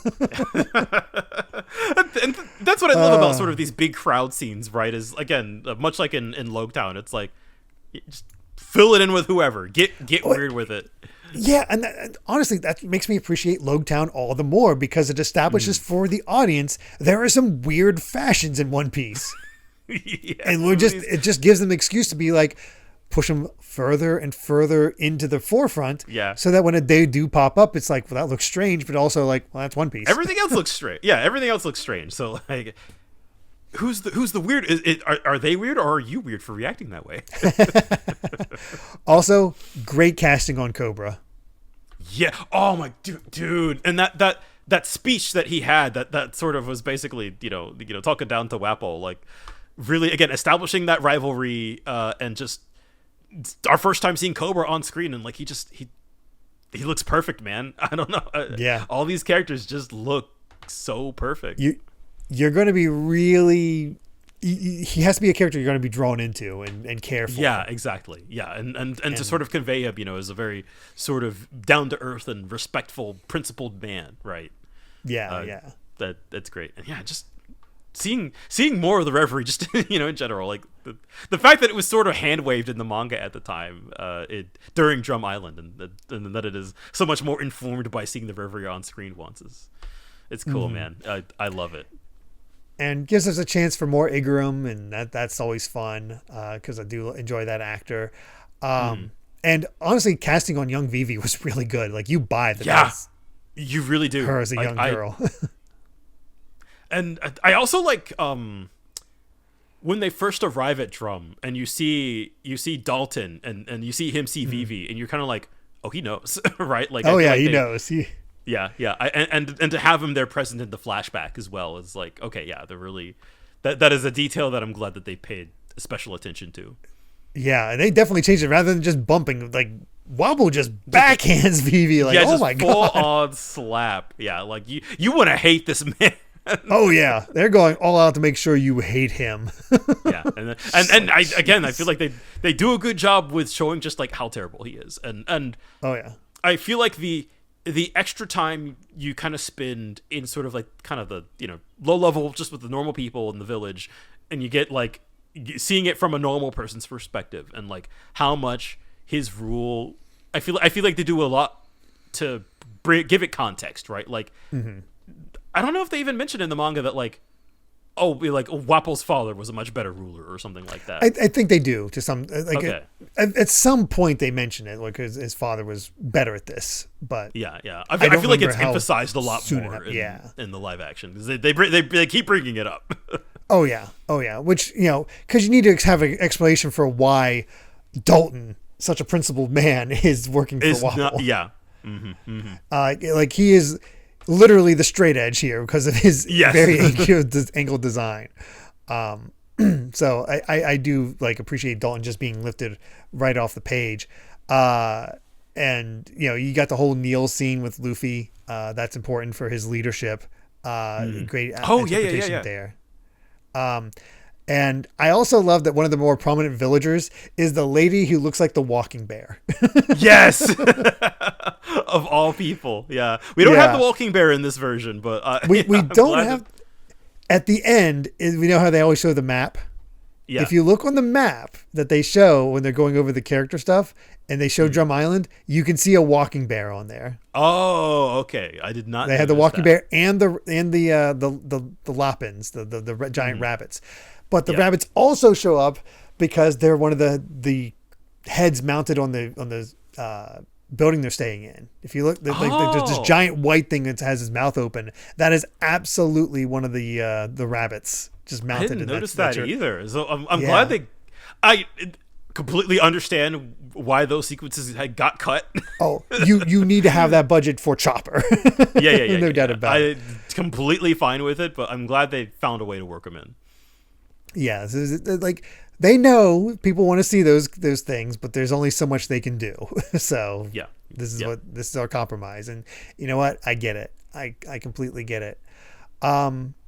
Before we get to the climb, though, what do you think of Smoker and Tashigi's subplot? I think it's great. That is brand new. It is. That's I actually a great think way to keep them involved. I think the thing I like the most about it is, we see Tashigi talk about like, I want to take away good swords from bad people never comes up again. Never happens. It's just, she's so focused on Zoro. And it just, like, all she is just that reminder of Kuina. That's all she really gets to do. So to have her finally actually, like, just make that first step to that goal immediately within this season, brilliant choice. Yeah. Great fight against Mr. 11, who I was like, I feel like I've seen this guy before. I couldn't remember where. Mm-hmm. Apparently you've found it. He's the agent captured in Alabasta. Yeah. Like, I would not have remembered that off the top of my head. So no, putting him here, I saw sure, it's fine. Baseball Lady show up, and when I saw Baseball Lady show up, I was like, are they introducing the bowl woman that much? Yeah. I was like, but wait, no, I was like, that's Merry Christmas, and this is was it Thursday, right? Yeah, Thursday, I believe. Yeah, and I was like, this is a new character. I'm pretty sure. Yeah, or either new or obscure, which is it's the first time we've seen her on screen, as mentioned, probably in like design works and whatnot. Yeah. But it's a fun short extra fight for Smoker. I like that ending. He's like brutal ending. Yeah, again, no worrying about kills. I do like that again, like. Seeing Smoker kind of like, because of course she's all like, oh, baseball themed, and he's like, oh, I'm not here for it, and then he starts doing the baseball puns, and he's like, now you got me doing it. It's infectious. Yeah, this is a great gag. Yeah, and very appropriate that Tashigi's the one to actually capture an agent. Yeah. Because Smoker was never going to be able to do that. He's too brutal. Yeah. Yeah, I was not sure where it was going until I didn't either. Basically, I was trying to read like, what are they doing with this? I guess I don't know if you wanted to talk about now or once we can talk about it now. Done. Basically, they're just breaking up communications about stuff going to Alabasta, I believe, right? Yeah. I feel like they basically, that conversation with that Sanji had with Mr. Zero. They wiretapped it. Yeah, they wiretapped it. The Marines wiretapped it, which is why they sent in the agents to go in and destroy the evidence. Mm-hmm. And so it's basically just like, this is just the way to get Smoker and Tashigi into Alabasta. It's sort of like, that is how we're going to point them into this direction. That's how they know that the Straw Hats are going there. Yeah, and again, I feel like it's smart because it's like, during this section of the manga, they really just had nothing to do. They were not really on screen for anything. So they just popped up. It does feel like it has such little screen time compared to the Garp stuff last season that I wonder if it was sort of like a response to the criticism. But I also feel like, again, this stuff feels additive as opposed to like we are trying to crunch 100 chapters into 8 episodes, that like adding a whole new subplot for, I don't know if it was every episode, but it felt like every episode. It felt like every episode they were popping up. So yeah, just a constant reminder. I get it because they were trying to do like the parallels of Luffy, like Kobe's journey and Luffy's journey. Yeah, and the payoff was nice enough. Fine, it worked, but this feels more narratively satisfying to really hone in on Luffy's journey and just having a few scenes to really showcase what Smoker and Tashigi are all about. Yeah, we're building off of these characters, and it feels like it is just the right amount of time and just the right level of importance to the plot of like, this isn't super crucial, but it is just like, what if we kind of showed Tashigi going from point A to point B? It doesn't feel like filler or anything. So like, it's the type of filler that you almost want to see. It's character development. Yeah. And again, I think that the biggest benefit is like, oh yeah, that thing that Tashigi talked about and never brought up again. Like we're actually going to do something with that. So that's points over the manga. You also feel bad for the transponder snails because it looks like they just went through and salted all of them. It's like, oh no, look horrible. It's like kind of like, oh, it's disturbing in a way. Very much so. So another big important scene of Drum Island that always stands out is the climb. Yeah. And I feel like this is probably the best version we were going to get, because I don't think we were ever going to get just the sheer intensity that the manga and the anime bring to it. Like, yeah, it has in its terms moments, of like time. Yeah, it has its moments where it kind of does get emphasized. And, you know, it's nice to have Sanji there, and they still find a way to have Sanji sort of need Luffy's help to get over the edge and all that stuff. But it does look brutal when Luffy's falling that one little bit. Yeah. Like, they do their best to convey it as much as possible, but it's, you know, it's not quite there. It's good enough. Yeah, I think that's kind of where I landed on it. It was like it was exactly how I thought they were going to do it. You know, it is like the kind of the most.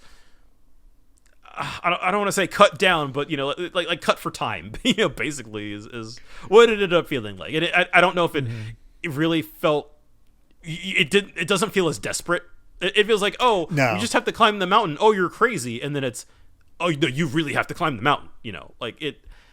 And I feel like that is sort of a tricky part about kind of the live action, where I feel like the manga has so much more room just in general of like, what is the challenge in getting from point A to point B? Like that is like so much of what the manga is when you think about it. It's like, I don't know if there's ever really a time in the manga where they're like, oh, they just get there, right? Like there's always some little narrative beat, you know, even if you know, even if it's just like a chapter. Whereas I think that the live action can't really do that in the same way. So it feels more like a limitation of the format more than anything. Yeah, when you only have 8 episodes, you got to get the story across. That's how you go with it. Honestly, I was really shocked they decided to go with the head stretch. Did not expect to ever see that. Oh yeah. Which again, I feel like overall that they shy away from kind of the weirder aspects of Luffy's abilities, but I'm glad that they had that in there. Yeah, to show the desperation and get the weirdness, and again how strong his teeth are, that he just tosses up Sanji. Thankfully, he was that close that he was able to just toss up Sanji. Yeah. Honestly, I was actually wondering if they were going to do. Honestly, if they had a beat where he was like saved him and then climbed the rest of the way with Sanji in his mouth, that would have sold it so much more. But it would probably be really awkward to do that. I think that's fair. So, you know, that's just how it goes. I love, again, the additive stuff at the village, because you don't have the characters all running around doing their own separate things. Yeah, you're right. You have little moments between Usopp and blowing up at Zoro because he just he doesn't know what to do, and interacting with Vivi. So you get these character moments, and you have this sort of bonding a bit between Zoro and Dalton. About Dalton really not wanting to be a leader or not feeling worthy of being a leader. Yeah. And I like that, like, almost to that Luffy level of aspect of like Zoro like sees completely through him. Yeah, absolutely. So, you know, I like those little additions that just keeps kind of keeps the characters more focused. I think the other thing that kind of takes away from the climb is Vivi doing it. Like it again props up Usopp for his inventions that that he's able to do that, but Vivi doing it is a little much. Yeah, I mean, she only had to worry about herself. She had a tool to help her, but I'll accept it because having her involved in the actual fight with Wapol does make thematic sense. Yeah. But of course, we end the episode off with our introductions to Chopper and Kureha. Yes. And no notes on Kureha or Chopper really, for that matter, but you know, Kureha. I love the little music. I love the music they give her as she's coming out. I love that she's got the like rock theme. Yeah. I love that they kept the like putting a knife to her. Like, you're only gonna leave, you know, healed or dead. Yes, and just, you know, she's able to just do the whole finger thing. Is like, you're exactly this temperature. She's just, you know, really demonstrating how good of a doctor she is. And Katie, I mean, I was excited for Katie Seagal when she was cast, and she just nails it just the entire way through. No notes. Yeah, pretty much. Yeah, no notes. She's perfect. And Chopper looks good. Chopper looks very good. I gotta say, around. Yeah, you know, I got used to it very fast. Yeah, I like it, and I feel like maybe that is to the credit to the storytelling, right? That I'm focused on so many other things that I'm not really like, oh man, Chopper, you know, like, does he look a little weird? Here? How's he doing? Yeah. I did not really think about that stuff. Buy into it immediately. Yeah, And yeah. I know a lot of people are hoping for Muppet for Chopper, but no, in order to give him the range of motions and emotion that you need for him, this is what you had to do. I agree. So, also some cheesecake for the ladies with Sanji and Luffy. God. Yeah, They were I was almost waiting for for a moment where Luffy's towel fell away because he's running around thinking he's getting cooked, so he's all like not oiled up, but just glistening. So right. Oh God. So that was they interpreted a lot of those moments really well, but then we get to episode 7, which is peak of the season. I was peak of the adaptation, man. That is, I think, like the thesis behind this whole adaptation is episode 7. Like I feel like that is sort of that they were able to do the backstory to that level of quality. It's astounding. Like I've like it is just as good as the manga, like it really does. Again, like it feels like the most 1-for-1 that they let that backstory basically just play out as intended. And like I don't know, it still hits. I cried like a baby. Like it is just like they got me, man. And well, I feel like I should start Dr. Hiruluk, the actor they got. I don't remember his name. Which it's really funny. Mark Herelick, who is 74, by the way. Oh wow! Yeah, he does not look 74. He steals it. He steals the show. He sells the hell out of it. It's I don't know. It's basically just it's a short film, which is how exactly. The flashbacks should be from this point on. If they ever reach it, I am so looking forward to seeing that for Robin, for Frankie, for even Brooke. Quite need as much as Brooke could probably get away with like a half episode since you already established. Yeah, for sure. They can sell that in a shorter amount of time.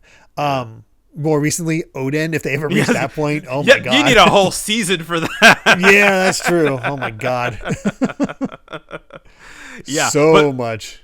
Yeah, and that's the thing, right? Like you want to talk about like, the character flashbacks are so much to the core identity of like what One Piece is.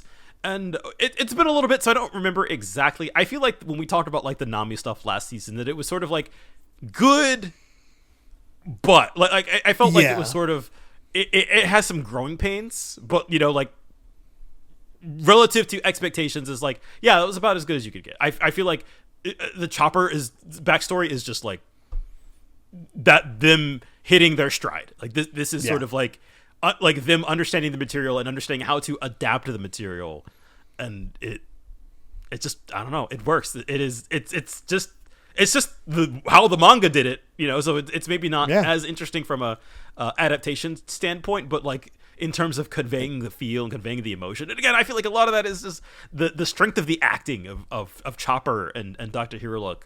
And I could just keep gushing, right? Like, it's good. It's great. I loved it. They need to convey they need to convey him trying to achieve this impossible dream, him bonding with Chopper, and him having this sort of weird friendship with Correa that explains why she cares. And they pull off all of them, and it's like I didn't even notice it going through, but they have had their bonding only take, like, he sends Chopper away at the 25-minute mark. And it feels like there's so much more time spent with the two of them bonding like that, with him, eating the cracker and, talk about humans being, afraid and, don't hold it against us, and building up that bond with Chopper. And, when by the end, when it's like, he is my son, you feel it. That the tears, I was like, oh no. Yeah. Oh, like, you get it. And, congrats on great acting on Chopper's voice actress. Yes. I'm blanking on her name at the moment. Michaela Hoover. So Michaela Hoover is the voice and facial capture. Nakone Mamaja is the on-set proxy, so that's the one they actually acted with. And then the one as the human form Chopper, Heavy Point, is Gavin Gomes. Oh, okay. So, we got a 3-person team at least working on this. Props to all of them, to bringing this character to life and feeling that how they brought Chopper to life really it feels so true to the source material. Yeah. And yeah. God, they even having the moment of Hero like stripping down to the snow to show that he's not dangerous. I'm glad that they included that. And the fact that he has the freaking hair. That hair is perfect. The story of the cherry blossoms and not only the hair, but like the hat too. I got a good laugh out of me. Yeah, the way that the hat works is great. The misinterpretation, the mushroom. All that. Gosh.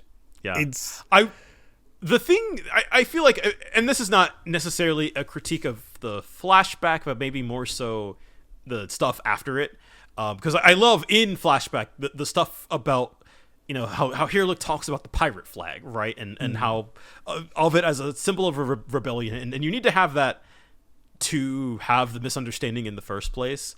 I do think the moment when that comes back around after the flashback, I think is it doesn't read quite the same way, I think. Yeah. And so I feel like thematically the connection isn't as strong as I think you might think. No, but I do like the fact that Luffy has so much respect for the flag, and that is the first bonding moment for Chopper.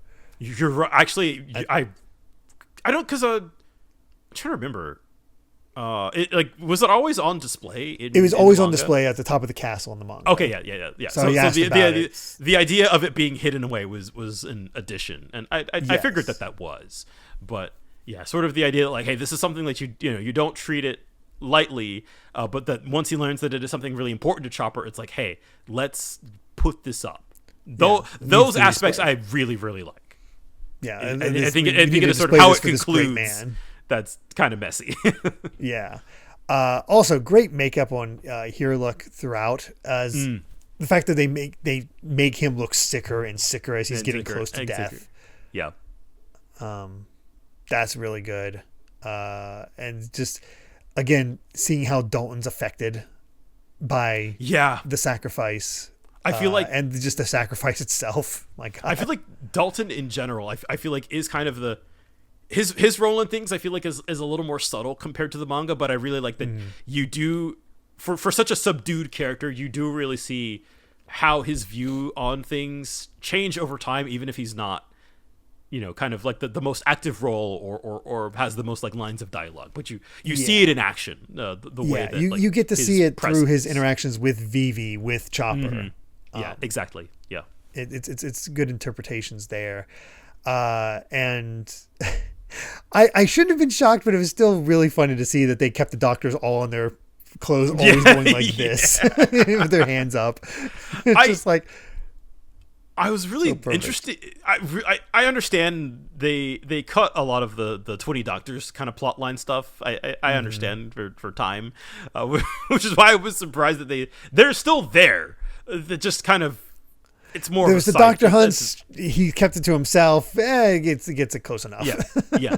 They very much kind of smoothed over that whole thing. So I was not expecting them to like, oh, there they are in the flashback doing their dumb little hand pose.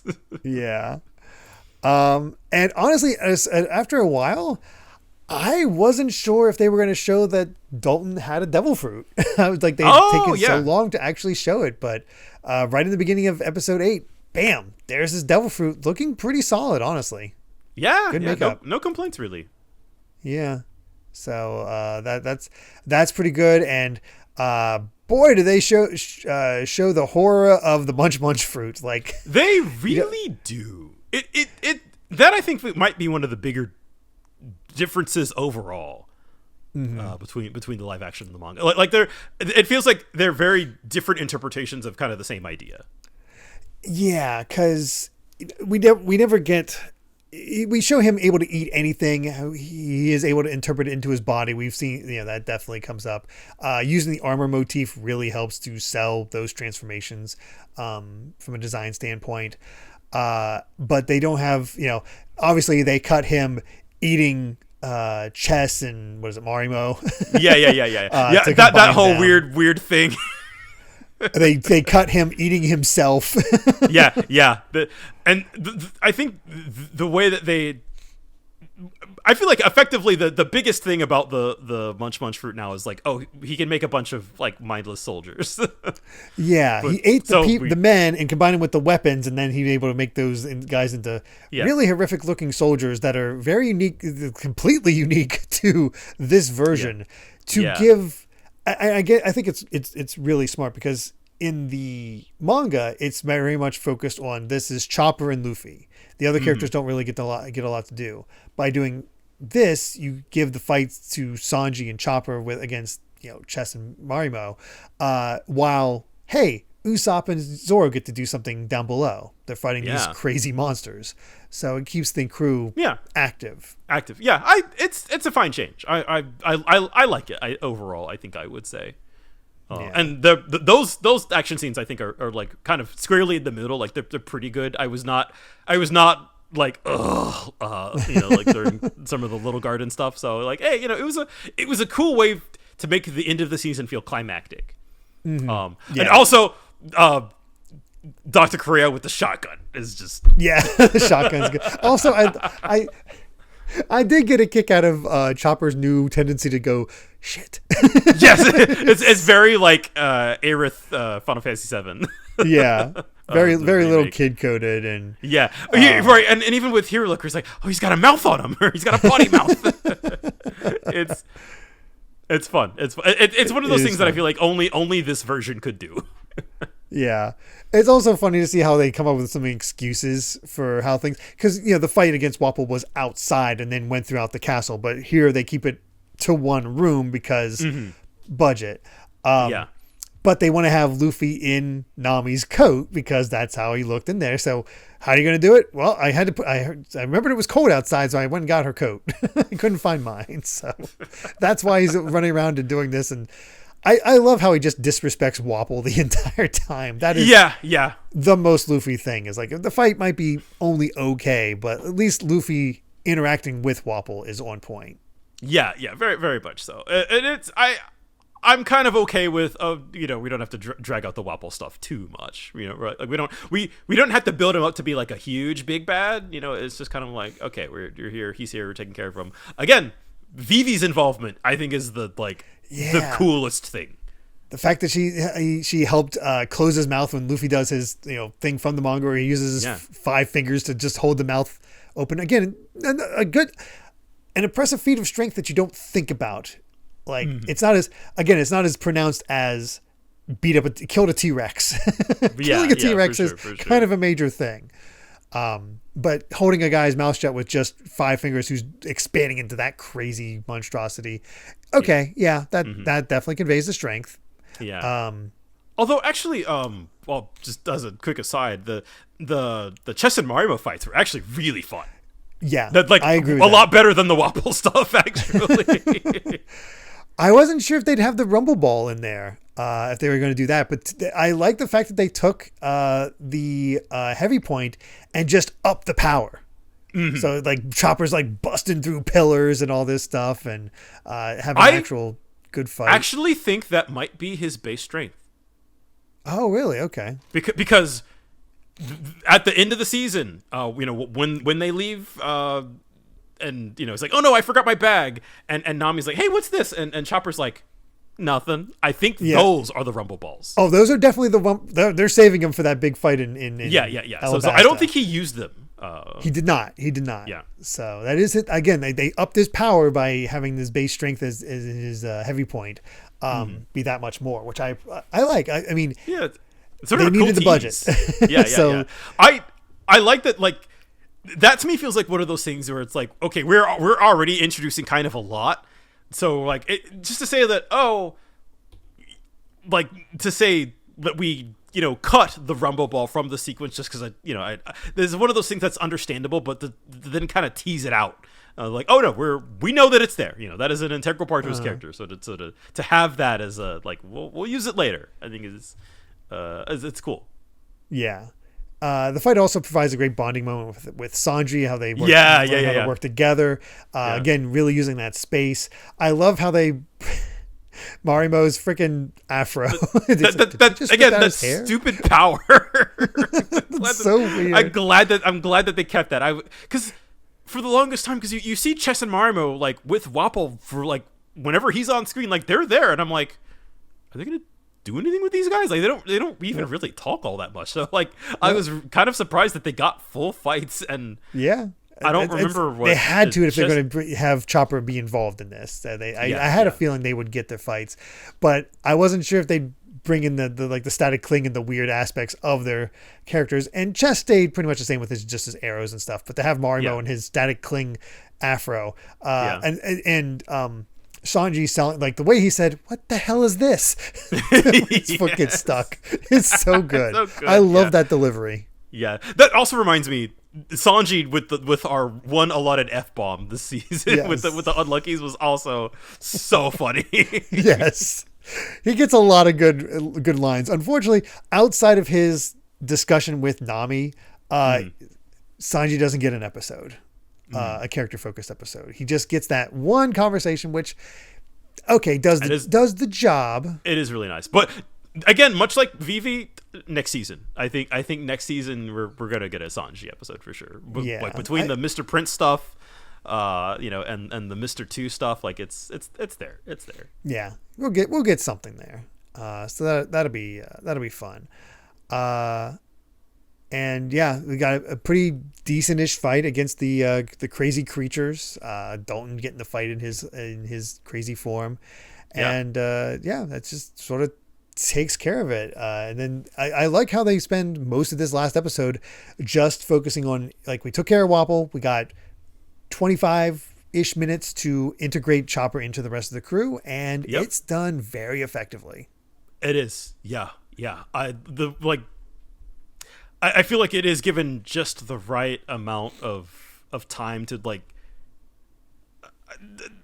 Again, like you said, to feel like they just integrated him, and to sort of have that hesitation, and Mm-hmm. I can already sense. I forget what it was, but the way that Usopp interacted with Chopper upon first seeing him. I already got the sense of like, they're building up to them being like big brother, little brother energy. Yeah, very which much. is like, perfect. Of course, you have to keep that. Oh yeah, you got to. Yeah. And it just hits all the beats of Chopper leaving, the fight with Doctorine, the bringing out the cherry blossoms, healing the country. Got the mention of Will of D. Yes, of course, you had to get that in there. And then I think they did a very good job of the cherry tree. Yeah. The cherry blossom tree. I think it looked pretty good. I never got the sense in the manga that it was like, we are like dyeing the snow pink to look like cherry blossoms. I don't know if that's like is specific to this adaptation or was like that's how it was meant to look in the manga. That's the sense I always got, is that it was the snow. Yeah. Okay. He just dyed the snow. I don't know if I ever really thought about it like that. So that's funny that it's just one of those. I don't know. I feel dumb for having not put that together. It's fine. It took, despite seeing this seeing it in multiple versions and not into the live action, be like, that's what that was.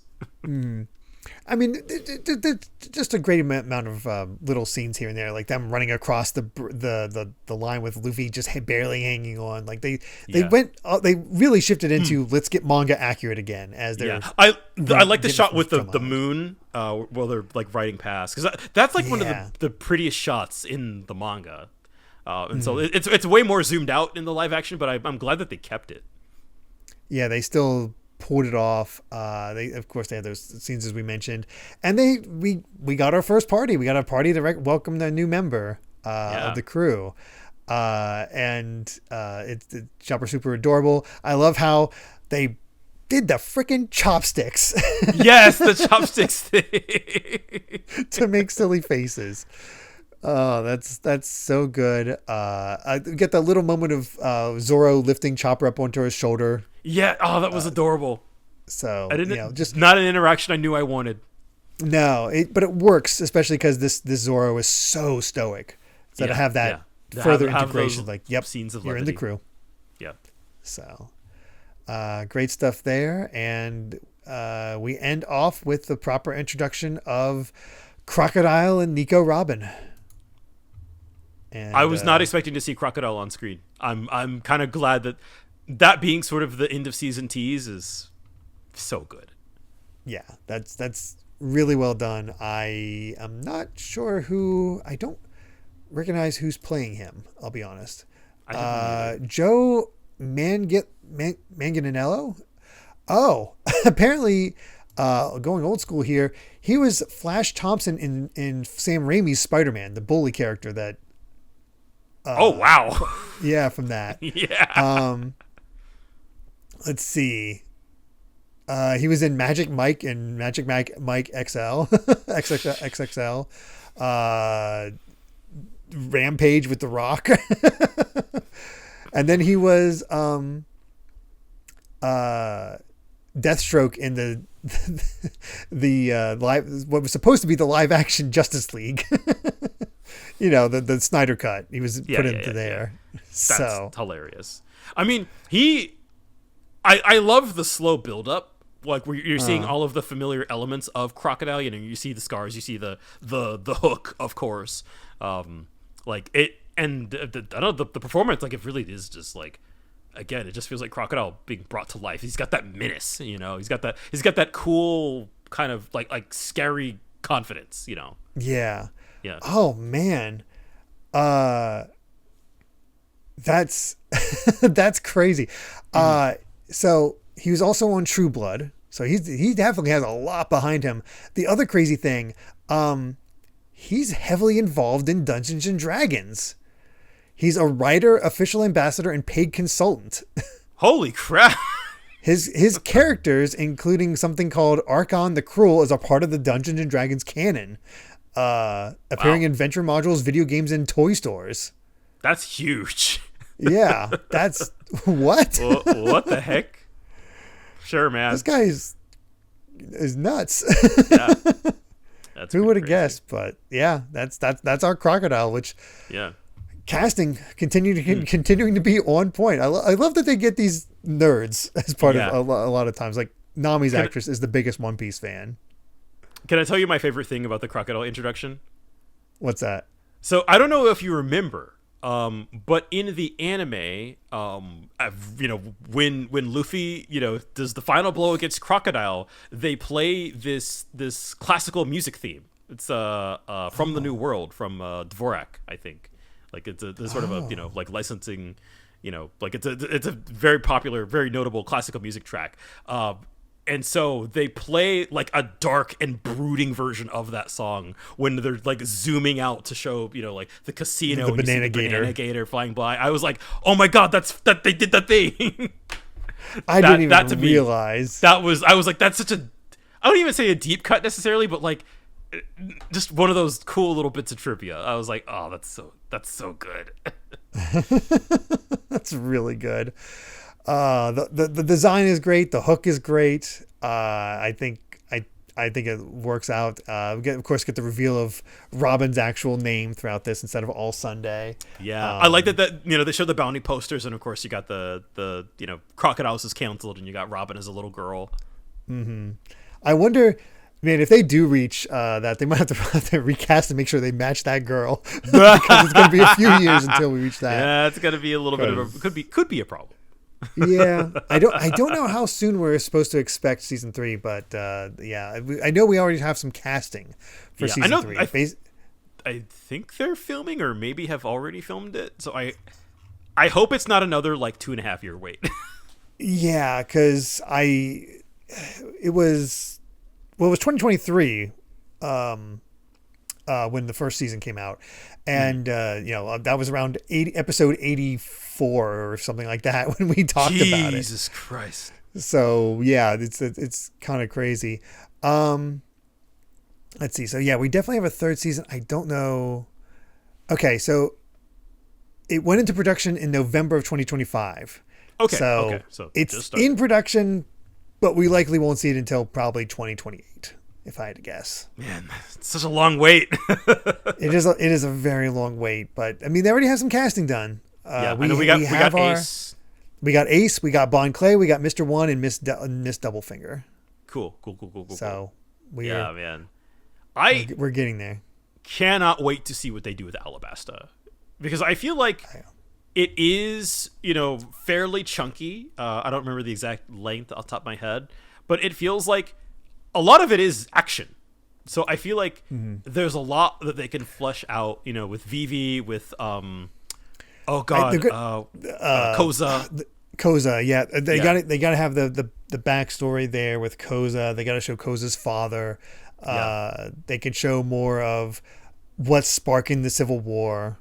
Yeah. I really want to see. There's ways you can flesh this out, and God, I just imagining episodes 7 and 8 with just the desperation of trying to get that time bomb and dealing with those guys in the clock tower and getting it out of there, and Pell's sacrifice, and then beating up, Vivi. You can just imagine this actress killing it when it comes to calling to her people to stop fighting. Yes. I feel very confident with this next season. Yeah, I'm ready for it. Yeah, just bring it on. I really feel like the climax of Alabasta, it's just gonna feel like one long action movie, where things just keep pushing higher and higher and higher, and things get more and more desperate. Like they could do so much with it. So I am excited.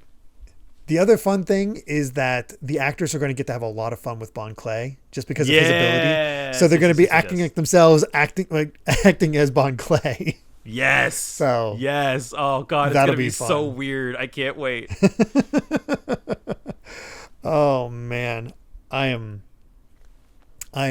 super excited for that because I'm pretty confident with their casting so far. So I feel like the actor for Bon Clay is going to just nail it. Yeah. So, man, at the rate we're going, I was trying to tease it out to get to where we're at in the manga. I feel like season 4 would be Jai and Skypiea. Yeah. I think that's pretty manageable. Season 5 would be Water 7. Season 6, Ines Lobby. Or do you think they combine it? Do you think they combine those? I think I could combine it. Yeah. I feel like... Yeah. Because Ines Lobby is basically all action. True. You could get through it. Potentially. There's ways to do it. Although I guess the backstory would probably... Yeah, you have the backstory of Frankie. You have the backstory of Robin. I feel like 2 seasons. You're right. I feel like you end it with them right before they get on the train, and then you have the train and Ines Lobby itself. Yeah, actually, yeah. The more I think about it, I think you're right. Yeah, so that's what seasons. Is that? 5 and 6. 5 and 6. Yeah. So season 7 would be honestly. I think what they would do is combine Thriller Bark and Saboti. Because you shorten Thriller Bark, get the highlights parts of that, and then have a few episodes that end on Saboti where it seems like all happy, and then just go to hell. Yeah. And then do you think you could do a whole season that is just Amazon Lily, Impel Down, and Marineford? Yes, I think that's how they would do it. I feel like 1 or 2 episodes of Amazon Lily, 3 episodes of Impel Down, 3 episodes of Marineford. Yeah, jeez. And so what's that put us at season 8 or something like that? So yeah, I think it'd take 8 seasons for us just to hit the time skip. We'll see if they can. I don't know how far they're going to go. I have no idea. Right now, it still feels really, really unclear. Mm-hmm. I don't know. I have no idea on that one. But overall, absolute improvement on the season. Still has problems. It's not a perfect adaptation or anything like that. There, you can definitely see the constraints of the budget and everything else, and not all the choices absolutely work. But on the whole, this. Yeah. I still think the best anime adaptation, live action adaptation, outside of Alita. Yeah, it's fantastic. You've heard me, levy my complaints. I still loved it. I would take any number of jank fights for an episode 7, right? Like that's way more important. It's great action, but a crappy episode 7. Oh, that'd be awful. Mm-hmm. Yeah. Agreed. So I think I'd get high marks for me. I can't remember exactly what I gave episode 7 or season 1. Probably would give season. In retrospect, I think I'd probably give season 1 a 6 or 7, probably 7. Okay. This one, yeah, feels like an 8. I think that there's room for improvement. I really think season 3 could hit a 9 though. I don't know if any individual episode will hit as hard as season 2 episode. Like season 2 episode 7, that's a 9, if not 10 out of 10. Yeah, exactly. So yeah. But yeah, people seem overall very positive about this season. It's great to have so many people still getting into One Piece. This feels like another great opportunity to just, especially with the way this season ends off, I got to see what happens next. So you start reading the manga. Yeah, exactly. But yeah, I think with that, we've said all we've wanted to say about season 2 of live action One Piece. Thank you so much for listening. You can find more of my ramblings and stream VODs over at BitNerd Games on YouTube or simply BitNerd on BlueSky. And Brandon, where can everyone find you at? I am Brandon Bovia on BlueSky, talking about anime, manga, games, and my job. And I can't wait to come back next week and you got like 70 straight chapters of fights. Oh, we talk about action. We're gonna get our action, that's for sure. Uninterrupted. No more live action, no more movies. Just 70 straight chapters of ass whooping. Let's do it. So yeah, if you'd like to help us out more, you can support the podcast over at patreon.com/Derrick Bittner. That's DerrickBitner to listen to the next episode ad-free 3 days early, as well as patron-exclusive bonus episodes. And make sure to return next time as we return to the manga to discuss chapters 981 to 985 of One Piece. So until then, my friends, bye. Remember to take life one piece at a time.